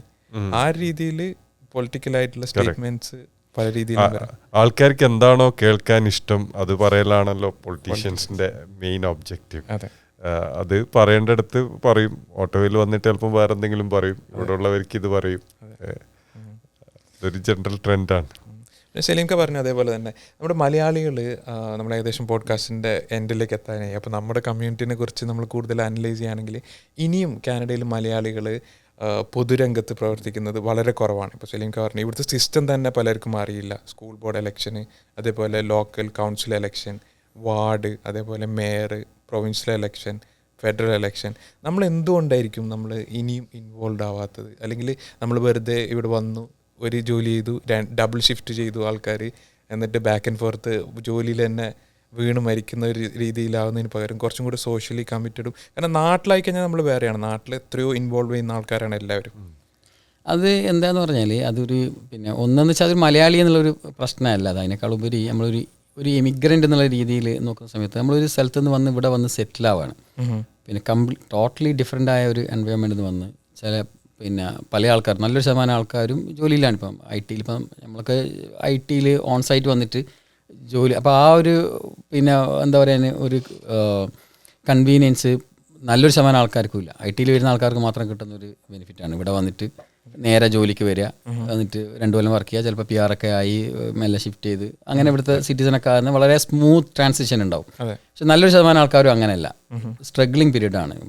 അപ്പോൾ ആ സമയത്ത് നമ്മൾ ഈ പറയുന്ന പോലെ സോഷ്യൽ ആസ്പെക്ട്സിലോ അല്ലെങ്കിൽ സോഷ്യൽ കണക്ഷൻസ്, സോഷ്യൽ വർക്ക്, ഇതിലൊന്നും ഇൻവോൾവ് ചെയ്യാനുള്ളൊരു മൈൻഡ് സെറ്റിലായിരിക്കും. സ്ട്രഗ്ലിംഗ് പീരീഡ് ആയിരിക്കും. എങ്ങനെയെങ്കിലും അവരുടെ ലൈവ്ലിഹുഡ് എങ്ങനെ ചെയ്യാന്നുള്ള രീതിയിലായിരിക്കും. പിന്നെ അതാവുമ്പം തന്നെ ഏകദേശം ഒരു 5 വർഷമൊക്കെ ആവും. 5 വർഷം 6 വർഷം മുതൽക്ക് അത് ഡിപ്പെൻസാണ് നമ്മൾ ഏത് ഫീൽഡിലുള്ളത്. ഇപ്പം ലൈസൻസ്ഡ് ഫീൽഡിലാണെങ്കിൽ, മെഡിക്കൽ ഫീൽഡിലോ അല്ലെങ്കിൽ മറ്റുള്ള അങ്ങനത്തെ ലൈസൻസ് ഫീൽഡിലാണെങ്കിൽ ഒരുപാട് വർഷങ്ങളെടുക്കും. ഫാർമസിസ്റ്റൊക്കെ ആണെങ്കിൽ ചിലപ്പോൾ ഒരു 5 വർഷം. എനിക്കറിയുന്ന ഫാർമസിസ്റ്റൊക്കെ ഉണ്ട്, അവരൊക്കെ സെറ്റിലാകുന്നവരെ അധികം വളരെ സോഷ്യലി വളരെ നാട്ടിലും മിഡിൽ ഈസ്റ്റിലൊക്കെ വർക്ക് ചെയ്ത ആൾക്കാർ പോലും അവർ ആ സംഭവം ആ ലൈസൻസൊക്കെ കിട്ടി ഒന്ന് സെറ്റിലാകുന്ന വരെ എന്താ പറയുക, പുറത്തിറങ്ങാതെ വല്ലപ്പോഴും മാത്രം എന്തെങ്കിലും പരിപാടിക്ക് മാത്രം പോയിട്ടൊക്കെ വരുന്ന ഒരു സമയം ഉള്ള ആൾക്കാരുണ്ടായിരുന്നു. പിന്നെ ചില ആൾക്കാർക്ക് ആ ഒരു നേച്ചറുള്ള ആൾക്കാർ തിരിച്ച് വന്നിട്ട് സോഷ്യലി കണക്റ്റഡ് ആവുകയും വർക്കൊക്കെ ചെയ്തിട്ടുണ്ട്. അല്ലാത്ത ആൾക്കാരാണെങ്കിൽ ഒരിക്കലും അത് എന്താ പറയുക, ഒരു മെയിൻ സ്ട്രീമിലേക്ക് വരാതെ അവരുടേതായ ഒരു ലൈഫിൽ പോവും. ഇവിടെ വേറൊരു വ്യത്യാസം എന്താ വെച്ചാൽ, നാട്ടിലാകുന്ന സമയത്ത് നമുക്ക് നമ്മുടെ ചുറ്റും നമ്മുടേതായ കുറേ ആൾക്കാർ ഉണ്ടാവും. നമ്മളെ ഫാമിലീസ് ഉണ്ടാവും, നമ്മളെ സിബ്ലിങ്സ് ഉണ്ടാവും, വൈഫിൻ്റെതാണ് അവരെ സിബ്ലിങ്സ് ഉണ്ടാവും, കുറേ ഫ്രണ്ട്സ് ചിലപ്പം ചുറ്റുണ്ട്. ഇവിടെ ഇപ്പം അങ്ങനെയല്ല. ഇവിടെ നമ്മളിപ്പോൾ ഒരു ഫാമിലി എന്ന് പറഞ്ഞാൽ നമ്മൾ തന്നെ എന്താ പറയുക, നമ്മളെ ഫാമിലീനെ കൊണ്ടുപോകണം. നമ്മൾ രാവിലെ 8 to 9 to 5 ആണ് വർക്കെങ്കിൽ ആ 5 കഴിഞ്ഞാൽ നമ്മളെ കുട്ടികളെ പ്രോഗ്രാമിന് കൊണ്ടുപോകണം, അത് കൊണ്ടുപോകണം. ഇതൊക്കെ കഴിഞ്ഞ് പിന്നെ സോഷ്യൽ എൻഗേജ്മെൻറ്റിനൊക്കെയുള്ള സമയം കണ്ടെത്താൻ ചാലഞ്ചിങ് ആണ്, ഭയങ്കര ചാലഞ്ചിങ് ആണ്. അപ്പോൾ അത് ഒരു ഫാക്ടറാണ്. പറഞ്ഞല്ലോ, നമ്മൾ വേറൊരു കൾച്ചറിൽ വരുമ്പോൾ ഉണ്ടാകുന്നൊരു പ്രശ്നമുണ്ട്. പക്ഷേ അത് നമ്മൾ മനസ്സിലാക്കേണ്ടത് ഇത് ഭയങ്കര ഓപ്പൺ ഇതാണ്. നമ്മൾ അങ്ങനെ ഉണ്ടല്ലോ, വളരെ ഇൻക്ലൂസീവായിട്ടുള്ള എല്ലാവരെയും ആക്സെപ്റ്റ് ചെയ്യുന്ന, മേ ബി ഉണ്ടാവാൻ ചെറിയൊരു പെർസെൻറ്റേജ് ആൾക്കാർ ചിലപ്പോൾ നമ്മൾ പറയും എന്താ പറയാൻ ഹേറ്റഡോ അല്ലെങ്കിൽ ഇതൊക്കെ ഉണ്ടാവും. പക്ഷേ ഇൻ ജനറൽ വളരെ നല്ല ആൾക്കാരാണ്. ഞാൻ തന്നെ ഇപ്പം വളരെ കാലമായിട്ട് ഒരു 5-6 വർഷമായിട്ട് ജീവിക്കുന്നത് അധികം അങ്ങനെ ഒരു മലയാളി കമ്മ്യൂണിറ്റി ഒന്നും ഇല്ലാത്ത ഒരു കമ്മ്യൂണിറ്റിയിലാണ്. നമ്മളാകെ 4-5 ഫാമിലീസൊക്കെ അവിടെ ഉള്ളൂ. പക്ഷെ അവിടെയൊക്കെ വളരെ സുഖമായിട്ട് പബ്ലിക് സ്കൂളിൽ നമ്മളെ കുട്ടികൾ പോകുന്നു. അപ്പോൾ വളരെ ഓപ്പൺ ആയിട്ടുള്ള വളരെ കംഫർട്ടബിൾ ആയിട്ടുള്ള ഇതാണ്. അപ്പോൾ അവിടെ നമ്മൾ ഇറങ്ങാത്തതിൻ്റെ ഒരു പ്രശ്നം മാത്രമേ ഉള്ളൂ. അതെ, സലീം ഖാൻ പറഞ്ഞ അതിൻ്റെ കണ്ടിന്യൂസ് ആയിട്ട് തന്നെ എനിക്കുള്ള 2 ചോദ്യം. ഒന്ന്, കുട്ടികളെ കുറിച്ച് ചോദിക്കാനുണ്ട്. സ്കൂളിൽ പോകുന്നത് പറഞ്ഞുകൊണ്ട് അവരുടെ ഒരു ഫ്യൂച്ചറിനെ കുറിച്ചൊരു ചോദ്യം ഉണ്ടായിരുന്നു. പിന്നെ എനിക്ക് ഇമ്പോർട്ടൻ്റ് ആയി ചോദിച്ചിട്ടില്ല, ഇപ്പോൾ ഈ ടോപ്പിക്കിലുള്ളത് കൊണ്ട് എങ്ങനെ നമ്മുടെ കമ്മ്യൂണിറ്റിയുടെ ഇൻവോൾവ്മെൻറ്റ് നമുക്ക് കൂട്ടാം, ലൈക്ക് എന്തൊക്കെ നമുക്ക് അതിനകത്ത് ചെയ്യാനാവും. ഒരു പൊളിറ്റിക്കൽ ആയിക്കഴിഞ്ഞാലും സോഷ്യൽ ആസ്പെക്റ്റിലും നമുക്ക് കൂടുതൽ ഇടപെടാൻ എന്തൊക്കെ നമുക്ക് ചെയ്യാൻ വേണ്ടി പറ്റും? ഒന്നാമത്തെ ഇപ്പോൾ എഡ്യൂക്കേഷൻ സിസ്റ്റം പറയുകയാണെങ്കിൽ വളരെ നല്ല, അങ്ങനെ ലോകത്തിലെ തന്നെ ഏറ്റവും നല്ലതെന്ന് പറയാവുന്ന ഒരു എഡ്യൂക്കേഷൻ സിസ്റ്റം ഇവിടെ ഉണ്ട്. നമ്മൾ മലയാളികൾ പറയുമ്പോൾ പറയും കുട്ടിക്ക് പഠിക്കാനൊന്നും ഇല്ല എന്ന് പറയാൻ. പൊതുവേ നമുക്കുള്ളൊരു കംപ്ലയിൻ്റ് അതാണ്. അതെന്തുകൊണ്ടാണെന്ന് വെച്ചാൽ നമ്മൾ വരുന്നൊരു ബാക്ക്ഗ്രൗണ്ട് ഉണ്ട്. നമ്മൾ വരുന്നൊരു ബാക്ക്ഗ്രൗണ്ട് എന്ന് വെച്ച് കഴിഞ്ഞാൽ ഒരു വലിയ കുട്ടി, ഒരു LKG പോകുന്ന കുട്ടി എന്ന് പറഞ്ഞാൽ വലിയൊരു ബാഗ്, ആ ബാഗിൽ നിറച്ചും കുറേ പുസ്തകങ്ങൾ, അത് ചുമന്ന് കൊണ്ടുവന്ന ഒരു ചുമട്ടുകാരൻ്റെ രീതിയിൽ ഈ സാധനം സ്കൂളിൽ പോയി തിരിച്ചു വന്ന്, അല്ലേ? ഇവിടെ അങ്ങനെയല്ല. ഇവിടെ കുട്ടികൾ ഇവിടെയുള്ള പാരൻസിനോട് ചോദിച്ചാൽ മതി, കുട്ടികൾക്ക് ഒരു ദിവസം സ്കൂൾ പോകാൻ പറ്റുന്നില്ല എന്ന് പറഞ്ഞാൽ അവരെ സംബന്ധിച്ചോളം ഭയങ്കര സങ്കടമാണ്. നമ്മളെ നാട്ടിലെങ്ങനെയാണ്, നമ്മളെ നാട്ടിൽ ഒരു ദിവസം സ്കൂളിൽ പോയിട്ടില്ലെങ്കിൽ വീട്ടിൽ ഇരിക്കാം, ടീച്ചറെ കൊണ്ടുള്ള ബുദ്ധിമുട്ടൊന്നുമില്ല. ഇവിടെ അങ്ങനെയല്ല. ഇവിടെ ടീച്ചേഴ്സിനോടൊക്കെ കുട്ടികൾക്കുള്ളത് എന്താ പറയുക, പാരൻസിനോടുള്ള ആ ഒരു റെസ്പെക്റ്റും ഇഷ്ടമൊക്കെയാണ്. അപ്പോൾ അത് നമ്മൾ ഈ സിസ്റ്റത്തിൽ ഉള്ളൊരു സംഭവമാണ്. നമ്മൾ മനസ്സിലാക്കേണ്ടത് അതിനെ നമ്മൾ ഇവിടുത്തെ ഈ പബ്ലിക് സിസ്റ്റം നമ്മൾ ഏറ്റവും ഉപയോഗിക്കുക എന്നുള്ളതാണ്. നമുക്ക് ചിലപ്പം വേറെ പിന്നെ ഇതിലൊക്കെ വേണമെങ്കിൽ സ്കൂളിംഗ് സിസ്റ്റമൊക്കെ കാണാം. ഞാൻ പൊതുവേ പിന്നെ പറയാം, നമ്മളിവിടെയുള്ള ഈ സിസ്റ്റത്തിൽ വളരെ ഇൻക്ലൂസീവായിട്ടുള്ളൊരു സിസ്റ്റമാണ്. നമ്മളെ കുട്ടികൾ ഇവിടെ ആ സിസ്റ്റത്തിൻ്റെ കൂടെ പഠിക്കാം. ഡിഫറൻസസ് ഉണ്ടാവും, ചിലപ്പോൾ നമ്മൾ കാണുന്ന സമയത്ത് നമ്മളെ കൾച്ചറൽ ഡിഫറൻസസ് ഉണ്ടാവും, റിലീജിയസ് ഡിഫറൻസസ് ഉണ്ടാവും, നമ്മളെ ബിലീഫ്സ് ഉണ്ടാവും. പക്ഷേ ഇതിനൊക്കെ നമ്മളൊരു ബക്കറ്റാക്കിയിട്ട് വേറെ വേറെ പോകാന്ന് പറഞ്ഞാൽ വിച്ച് ഈസ് നോട്ട് ഗുഡ്. ഇപ്പോൾ നമ്മൾ പറയുകയാണ് എൻ്റെ ബിലീഫ് സിസ്റ്റം ഇങ്ങനെയാണ്, അതുകൊണ്ട് ഞാൻ ഇങ്ങനെ പോകാം, അല്ലെങ്കിൽ എൻ്റെ കൾച്ചറൽ ഇതിങ്ങനെയാണ്, അതുകൊണ്ട് ഞാൻ ഇന്ത്യൻ സ്കൂൾസിൽ പോകാം, അങ്ങനെ പറയുന്നതിൽ കാര്യമില്ല. നമ്മളിപ്പോൾ ഗൾഫിൽ അതെന്താ വെച്ചാൽ ഗൾഫിലൊക്കെ പോകുന്ന ആൾക്കാർ ഇന്ത്യൻ സ്കൂൾസിൽ പോകുന്നത് തിരിച്ച് നമുക്ക് ഹയർ സ്റ്റഡീസിനൊക്കെ ഇന്ത്യയിൽ പോകണം എന്നുള്ളതുകൊണ്ടാണ്. ഇവിടെ അങ്ങനെയൊന്നുമില്ല. ഇവിടെ നമ്മൾ ഇവിടുത്തെ യൂണിവേഴ്സിറ്റിയിലാണ് പോകുന്നത് കുട്ടികൾ. അതുകൊണ്ട് ഇവിടുത്തെ അതിനെ ഏറ്റവും നല്ല രീതിയിൽ ഉപയോഗിക്കുക. പിന്നെ എന്തെങ്കിലും പിന്നെ നമുക്കൊരു സജഷൻസോ മാറ്റങ്ങളോ ഉണ്ടെങ്കിൽ നമ്മൾ ആ സിസ്റ്റത്തിൽ നിന്നുകൊണ്ട് അതിനെ കറക്റ്റ് ചെയ്യലാണ് വേണ്ടത്. അല്ലാതെ നമ്മൾ അതിൻ്റെ പുറത്ത് പോയി നിന്നിട്ട് ഇതിനെ കുറ്റം പറയുന്നതിൽ കാര്യമില്ല. പിന്നെ മാത്രമല്ല, നമ്മൾ ഈ പഠിക്കാനില്ല എന്നൊക്കെ പറയുന്നത് എലമെൻ്ററി ലെവലിലാണ്. ഹൈസ്കൂളിലൊക്കെ പോകുന്ന സമയത്ത് കുട്ടികൾ ശരിക്കും നല്ല പഠിക്കാനുള്ളതാണ്. പിന്നെ നമ്മൾ എന്തിനാണെന്നറിയില്ല, നമ്മളെന്തിനാണ് ഈ 5 വയസ്സുള്ള കുട്ടി പിന്നെ എന്താ പറയുക പൈത്തഗോറസ് തിയറം എന്ന് പറയേണ്ട കാര്യമില്ലല്ലോ. പിന്നെ അപ്പം അതിൻ്റെ നമ്മളൊരു ഇതിൻ്റെ ഒരു പ്രശ്നമാണ്. പിന്നെ സിസ്റ്റം കുറച്ചും കൂടി നല്ലത് ഇവിടെയാണ്. കാരണം നമുക്ക് ഏത് ഫീൽഡിലേക്കും പോകാനുള്ള ഒരു ഓപ്പർച്യൂണിറ്റീസ് കുറച്ചും കൂടി ഫ്ലെക്സിബിൾ ആയിട്ടുള്ളത് അങ്ങനെ ഉണ്ടല്ലോ. പിന്നെ 2 കൊല്ലം ചിലപ്പം പഠിച്ച് ഇത് എനിക്ക് ശരിയാവുന്നില്ല എന്ന് കണ്ടു കഴിഞ്ഞാൽ നമ്മളത് നിർത്തി വേറെ പഠിച്ച് പോയി കഴിഞ്ഞാലും നമുക്ക് അതവിടെ കാണാൻ പറ്റും. നാട്ടിൽ അങ്ങനെയല്ല. നാട്ടിൽ നമുക്കറിയാലോ, നമ്മൾ പ്രത്യേകിച്ച് നമ്മളൊക്കെ പഠിക്കുന്ന സമയത്താണെങ്കിൽ ഡോക്ടർ, എഞ്ചിനീയർ എന്നെല്ലാം പറഞ്ഞിട്ട് സയൻസ് കോമേഴ്സ് അല്ലെങ്കിൽ സയൻസ് ബയോളജി എന്നൊക്കെ പറഞ്ഞ ഒരു 4 സ്ട്രീം മാത്രം പോകുന്ന റെസ്ട്രിക്റ്റഡ് ആയിട്ടുള്ളൊരിതാണ്. അപ്പോൾ ഇവിടെ അങ്ങനെയല്ല, അതിൻ്റെ ഒരു പിന്നെ ബെനിഫിറ്റ് ഉണ്ട്. അത് പരമാവധി ഉപയോഗപ്പെടുത്തലാണ് നല്ലതെന്നുള്ളതാണ് എനിക്ക് തോന്നുന്നത്. അതെ.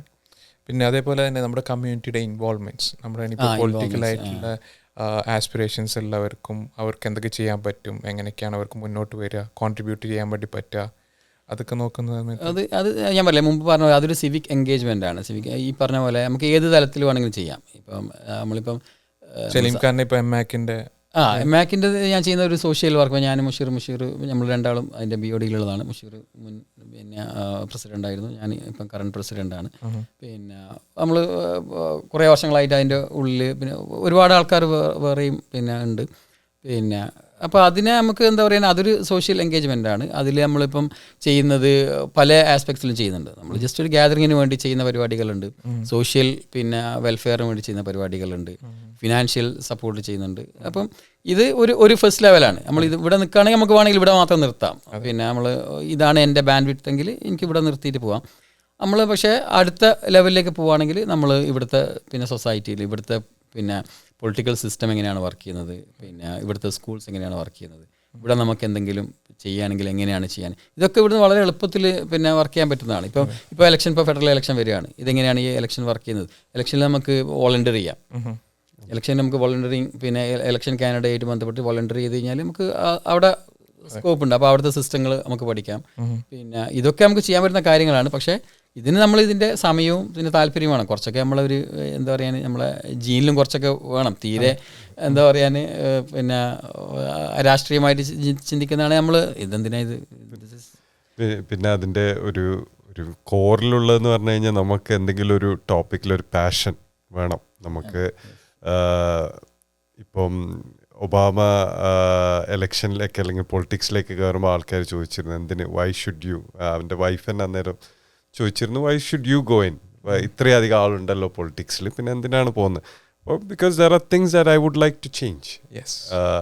അപ്പോൾ ഒരു വ്യക്തിക്ക് തോന്നുന്ന കാര്യങ്ങൾ ഇപ്പം നീങ്ങുന്നത് അതിൻ്റേതായ രീതിയിലല്ല, അതിൽ മാറ്റങ്ങൾ വരുത്തണം എന്ന് തോന്നുന്നെങ്കിൽ then you have to get involve. അത് ഇൻവോൾവ്മെൻറ്റ് ഈ പറഞ്ഞ പോലെ ഒന്നുകിൽ ഓർഗനൈസേഷൻ, സോഷ്യൽ ഓർഗനൈസേഷനിലാവാം, അല്ലെങ്കിൽ സിവിക് ലെവലിലാവാം. ബിക്കോസ് പൊളിറ്റിക്സ് എന്ന് പറഞ്ഞാൽ ആ പൊളിറ്റിക്സിൻ്റെ മാത്രം ഒരു രീതിയിൽ നോക്കാതെ നമുക്ക് എന്താണ്, നമുക്ക് ഇപ്പോൾ കാനഡ ഇങ്ങനെ ആയി തീരണം എന്നൊരു വിഷൻ ഉണ്ടെങ്കിൽ അതിനെന്തൊക്കെ നമുക്ക് ചെയ്യാൻ പറ്റും, ഇതർ ബ്യൂറോക്രസി ഓർ പൊളിറ്റിക്സ്, അതിലേക്ക് നമ്മൾ ആ പാഷനോട് പോവാം. നമ്മൾ ഈ പൊളിറ്റിക്കൽ അങ്ങനെയല്ല, നമ്മൾ നാട്ടിൽ പറയല്ലോ കക്ഷി രാഷ്ട്രീയം എന്ന് പറയുമല്ലോ. അപ്പം നമ്മൾ സാധാരണ പൊളിറ്റിക്സിനെ കാണുന്നത് ഇപ്പോൾ ഈ ഒരു കക്ഷി രാഷ്ട്രീയം എന്നുള്ള നിൽക്കാനല്ല. നമ്മൾ കാണുന്നത് പൊളിറ്റിക്സ് ശരിക്കും ഒരു രാഷ്ട്രമാണ്, രാഷ്ട്രത്തെ സംബന്ധിച്ചിട്ടാണ് രാഷ്ട്രീയം എന്ന് പറയുന്നത്. അപ്പോൾ ആ ആസ്പെക്റ്റിൽ നമ്മൾ കണ്ടു കഴിഞ്ഞാൽ നമുക്ക് ഈ പ്രശ്നം ഉണ്ടാവില്ല. ഇത് ഇപ്പം നമ്മൾ പറയുമ്പോൾ നാട്ടിൽ നമ്മൾ പറയും മാർക്സിസ്റ്റുകാർ കണക്കാണ്, കോൺഗ്രസ്സുകാർ കണക്കാന്നൊക്കെ പറയുന്ന പോലെ ഇവിടെ വന്നിട്ട് നമ്മൾ ലിബറലിനെ കുറേ ചീത്ത പറയും, കൺസർവേറ്റീവിനെ കുറേ ചീത്ത പറയും. അതിനേക്കാളുപരി ഈ ഒരു പൊളിറ്റിക്കൽ സിസ്റ്റത്തിനെ നമ്മൾ പിന്നെ ഈ മുഷീറിപ്പം പറഞ്ഞ പോലെ എന്തെങ്കിലും ഒരു കറക്റ്റ്നെസ് ആവശ്യമുണ്ടെങ്കിൽ നമ്മളെങ്ങനെയാണ് പുറത്തുനിന്ന് കറക്റ്റ് ചെയ്യുക, അതിന് പരിമിതികളുണ്ട്. അപ്പോൾ നമ്മൾ അതിൻ്റെ ഉള്ളിൽ പോവുക, അവിടെ പറയുക. നമുക്ക് പിന്നെ ഈ പറഞ്ഞ പോലെ പിന്നെ MPP ആണെങ്കിൽ കാണാം, മിനിസ്റ്റേഴ്സിനൊക്കെ ആണെങ്കിൽ അവരോട് പറയാം. അപ്പോൾ ആ സിസ്റ്റം ഇൻവോൾവ് ചെയ്യാന്നുള്ളതാണ്. അത് പറയുമ്പോൾ തന്നെയാണ് എനിക്ക് മലയാളത്തിലൊരു പഴഞ്ചൊല്ല് ഓർമ്മ വരുന്നത്, നിങ്ങൾ രാഷ്ട്രീയത്തിൽ ഇടപെട്ടില്ലെങ്കിൽ രാഷ്ട്രീയം നിങ്ങളുടെ ജീവിതത്തിൽ ഇടപെടും. നമ്മൾ ഏകദേശം ടൈം ഏകദേശം ആയിട്ടുണ്ട്. അപ്പോൾ നമുക്ക് ലാസ്റ്റ് നമ്മുടെ ഒരുപാട് മലയാളികൾ നോക്കുന്നൊരു ഏരിയ ഉണ്ട്, അത് നമ്മൾ ചർച്ച ചെയ്തിട്ടില്ല. ജസ്റ്റ് ഒരു ബ്രീഫായിട്ട് അത് പറഞ്ഞിട്ട് നമുക്ക് കൺക്ലൂഷനിലേക്ക് പോകാൻ തോന്നുന്നു. നമ്മൾ ഇൻ്റർനാഷണൽ സ്റ്റുഡൻസ് ആ ഒരു കമ്മ്യൂണിറ്റി ഇങ്ങോട്ടേക്ക് വരുന്നതും അവരുടെ ഒരു ഇമ്പാക്റ്റും, അത് കോവിഡ് കഴിഞ്ഞ സമയത്ത് ഒരു പീക്കിലേക്ക് പോയിരുന്നു. ഇപ്പോൾ പല കാരണങ്ങൾ കൊണ്ടും പോളിസിയിലെ മാറ്റമായാലും പിന്നെ ട്രംപ് അടക്കമുള്ള ത്രെറ്റ് കൊണ്ടും പല രീതിയിലും ചേഞ്ചസ് വന്നുകൊണ്ടിരിക്കുകയാണ്. അപ്പോൾ അത് മലയാളികളെ സംബന്ധിച്ചിടത്തോളം വളരെ ഇമ്പാക്റ്റ് ചെയ്യുന്ന ഒരു ടോപ്പിക്കാണ്. അപ്പോൾ കറൻ്റ്ലി ഏറ്റവും കുറഞ്ഞ നമ്പേഴ്സിലുള്ള സ്റ്റുഡൻസാണ് വരുന്നത്. വന്നു കഴിഞ്ഞാൽ തന്നെ അവർക്ക് പല രീതിയിലുള്ള റെസ്ട്രിക്ഷൻസ്, കൂടെ വരുന്ന പാർട്ട്നേഴ്സിന് ജോലി ചെയ്യാൻ പറ്റാത്ത അവസ്ഥ, സ്പെസിഫിക് ആയിട്ടുള്ള കോളേജോ യൂണിവേഴ്സിറ്റീസോ സെലക്ട് ചെയ്യേണ്ട അവസ്ഥ, ഒരുപാട് അൺലൈസൻസ്ഡ് ആയിട്ടുള്ള കോളേജസും പ്രൊവിൻഷ്യൽ ഓർഗനൈസേഷൻസും ക്ലോസ് ചെയ്യുന്ന അവസ്ഥ, കുറേ കോളേജസിൻ്റെ കട്ട്സ് വരുന്ന അവസ്ഥ, ഒരു പ്രോഗ്രാം ക്ലോസ് ചെയ്യുന്ന അവസ്ഥ, ഈവൻ സമത്ത് കോളേജ് ക്യാമ്പസ് തന്നെ അടച്ചു പൂട്ടുന്ന ഒരു അവസ്ഥ വന്നിട്ടുണ്ട്, ആൾക്കാർ കുറഞ്ഞുകൊണ്ട്. അപ്പോൾ ഇതിൻ്റെ ഒരു ഫ്യൂച്ചർ എങ്ങനെയായിരിക്കും ഇൻ്റർനാഷണൽ സ്റ്റുഡൻസിൻ്റെ അവരുടെ ലൈഫ്, അല്ലെങ്കിൽ ഇനി വരാൻ പോകുന്ന ഒരു അവസ്ഥ? ഈ ഇൻ്റർനാഷണൽ സ്റ്റുഡൻസ് ഇപ്പോൾ നമ്മളെ മലയാളികളുടെ ഇടയിൽ ഒരുപാട് ആൾ വന്നിട്ടുണ്ട്. ഇപ്പം യൂസുഫ് പറഞ്ഞ പോലെ അതിൻ്റെ ഇടയ്ക്ക് ചെറിയൊരു പിന്നെ പോസും ചെറുങ്ങനെ വന്നിട്ടുണ്ട്. പിന്നെ രണ്ടർത്ഥത്തിലാണ്. ഒന്ന്, കനേഡിയൻ ഗവൺമെൻറ്റിൻ്റെ ഒരു ചെറിയൊരു പോസ് വന്നിട്ടുണ്ട്. പിന്നെ എനിക്ക് തോന്നുന്നു ഇതിൻ്റെ ഒരു പിന്നെ സ്റ്റുഡൻസിൻ്റെ ഈ ഒഴുക്ക് ഇവിടെ വന്നിട്ട് പിന്നെ എനിക്ക് കാര്യമില്ല എന്നുള്ളൊരു രീതിയിലും പിന്നെ അതായിട്ടുണ്ട്. പക്ഷെ എനിക്ക് മൊത്തത്തിൽ എനിക്ക് ഈ ഇൻ്റർനാഷണൽ സ്റ്റുഡൻസിൻ്റെ ഒരു ഒഴുക്കിനെ കുറിച്ച് തോന്നിയത് പിന്നെ ഇതിൻ്റെ ഒരു പർപ്പസ് എന്താണെന്നല്ല. നമ്മൾ സാധാരണ സ്റ്റുഡൻസ് പഠിക്കാനാണ് വരുന്നത്. അപ്പോൾ നമ്മൾ ഇവിടെ വരുന്നത് പഠിപ്പാണോ ഫോക്കസ് എന്നുള്ളത്? പഠിപ്പല്ല ഫോക്കസ്. നമ്മളെ ഫോക്കസ് ശരിക്കും പറഞ്ഞാൽ PR ആണ്. അപ്പം അത് തെറ്റാണെന്നുള്ള രീതിയിലല്ല ഞാൻ പറയുന്നത്. ശരിയാണ്, നമുക്ക് ഇവിടെ വന്ന് സെറ്റിൽ ചെയ്യാൻ പഠിക്കുക എന്നുള്ളതാണ്. പിന്നെ പക്ഷെ നമ്മൾ കുറച്ചും കൂടി ഫോക്കസ്ഡ് ആവണം എന്നുള്ളതാണ് ഞാൻ പറയുന്നത്. നമുക്ക് പിന്നെ ഇവിടെ നമ്മൾ പറഞ്ഞ ഈ കമ്മ്യൂണിറ്റി കോളേജസ് എന്നൊക്കെ പറയുന്നത് പിന്നെ അങ്ങനെ പല ആൾക്കാരും ഭയങ്കരമായിട്ട് പറയുള്ളൂ ഇതൊന്നുമല്ല എന്നൊക്കെയുള്ളത്. ശരിയാണ്, നമ്മൾ ഇവിടുത്തെ യൂണിവേഴ്സിറ്റി പിന്നെ ഗ്രേഡുകൾ വെച്ച് നോക്കുന്ന സമയത്ത് ഇവിടുത്തെ കമ്മ്യൂണിറ്റി കോളേജുകളൊന്നും ഒന്നുമല്ല. നമ്മളിപ്പം UFT എന്ന് പറയുന്നതോ പിന്നെ അല്ലെങ്കിൽ മെക്മാസ്റ്റർ എന്നൊക്കെ പറയുന്ന യൂണിവേഴ്സിറ്റീസൊക്കെ ലോക നിലവാരത്തിലുള്ള യൂണിവേഴ്സിറ്റികളാണ്. അതിനെയൊന്നും ഒരിക്കലും നമുക്ക് ഈ കമ്മ്യൂണിറ്റി കോളേജായിട്ട് പിന്നെ കമ്പയർ ചെയ്യാൻ പറ്റില്ല. അപ്പം നാട്ടിൽ നിന്ന് വരുന്ന ആൾക്കാർ പിന്നെ അറ്റ്ലീസ്റ്റ് അവർ പിന്നെ എന്താ പറയുക, അവരുടെ ലൈഫ് അങ്ങനെ ഉണ്ടല്ലോ, ഒരു പിന്നെ എങ്ങനെയാണ് പിന്നെ ചെയ്തെടുക്കുക എന്നുള്ളൊരു ഐഡിയയിൽ വരണം, ഒരു ഫോക്കസിൽ വരണം. അതായത് ഏതെങ്കിലും ഒരു കോഴ്സ് എടുക്കുക, ഈ കോഴ്സ് എടുത്താലാണ് PR അധികം കിട്ടുകയെന്ന് പറഞ്ഞാൽ ഇവിടെ PR കിട്ടിയില്ലെങ്കിൽ പിന്നെ ഉള്ളത് ലൈഫ് കംപ്ലീറ്റ്ലി പോക്കാണ്. അങ്ങനെ ഉണ്ടല്ലോ. അപ്പോൾ ആ ഒരു രീതിയിൽ വരാതെ കുറച്ചും കൂടിയും പിന്നെ എന്താ പറയുക ഫോക്കസ്ഡ് ആയിട്ട് പഠനത്തിൽ ഫോക്കസ് ചെയ്യുക. അതേ സമയത്ത് എന്താ പറയാൻ ഇവിടെ PR കിട്ടുകയാണെങ്കിൽ സെറ്റിൽ ചെയ്യുകയാണെങ്കിൽ നമുക്ക് സെറ്റിൽ ചെയ്ത് നല്ല രീതിയിൽ നിൽക്കാം. അതല്ലാതെ നമ്മൾ ഭയങ്കരം ഈ ഒരു PR രീതിയിൽ വരിക. പിന്നെ പല സ്റ്റുഡൻസും അല്ല, നല്ല സ്റ്റുഡൻസും നല്ലൊരു 99% അങ്ങനെയാണ്. പക്ഷെ അങ്ങനെ അല്ലാത്ത സ്റ്റുഡൻസും ഉണ്ട്. എൻ്റെ പേഴ്സണൽ പിന്നെ അനുഭവത്തിൽ 2-3 സ്റ്റുഡൻസ് പിന്നെ ഇവിടെ പഠിച്ചു. പിന്നെ അന്ന് മുതൽ ഫസ്റ്റ് ഡേ മുതൽ പിന്നെ എനിക്കറിയുന്ന സ്റ്റുഡൻസ് ഉണ്ട്.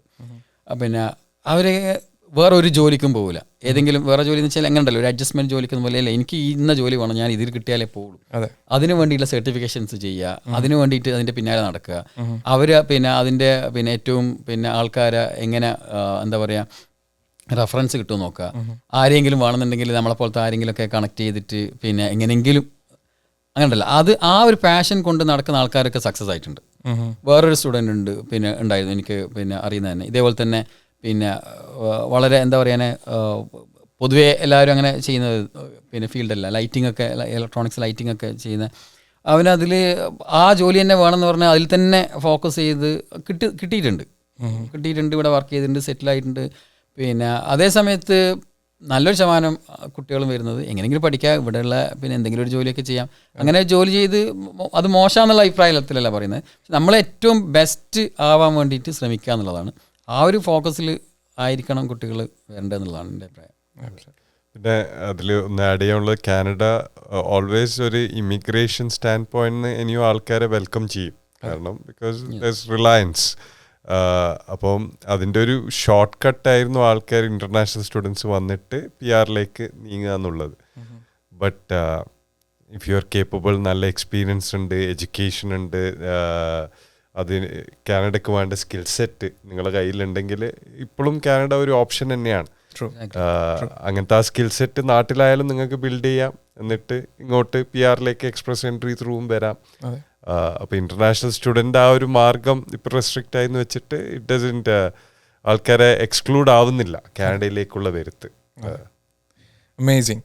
സോ ഈ നോമ്പിൻ്റെ തിരക്കിൻ്റെ ഇടയിലും സമയം നീക്കി വെച്ചിട്ട് എത്തിയതിൽ വളരെ സന്തോഷമുണ്ട്. സലീംക, താങ്ക് യു വെരി മച്ച്. മഷീർക്ക, thank you very much. Well, that's a wrap. So until I see you next time, stay curious, stay opinionated, and most of all, don't take life too serious. See you all.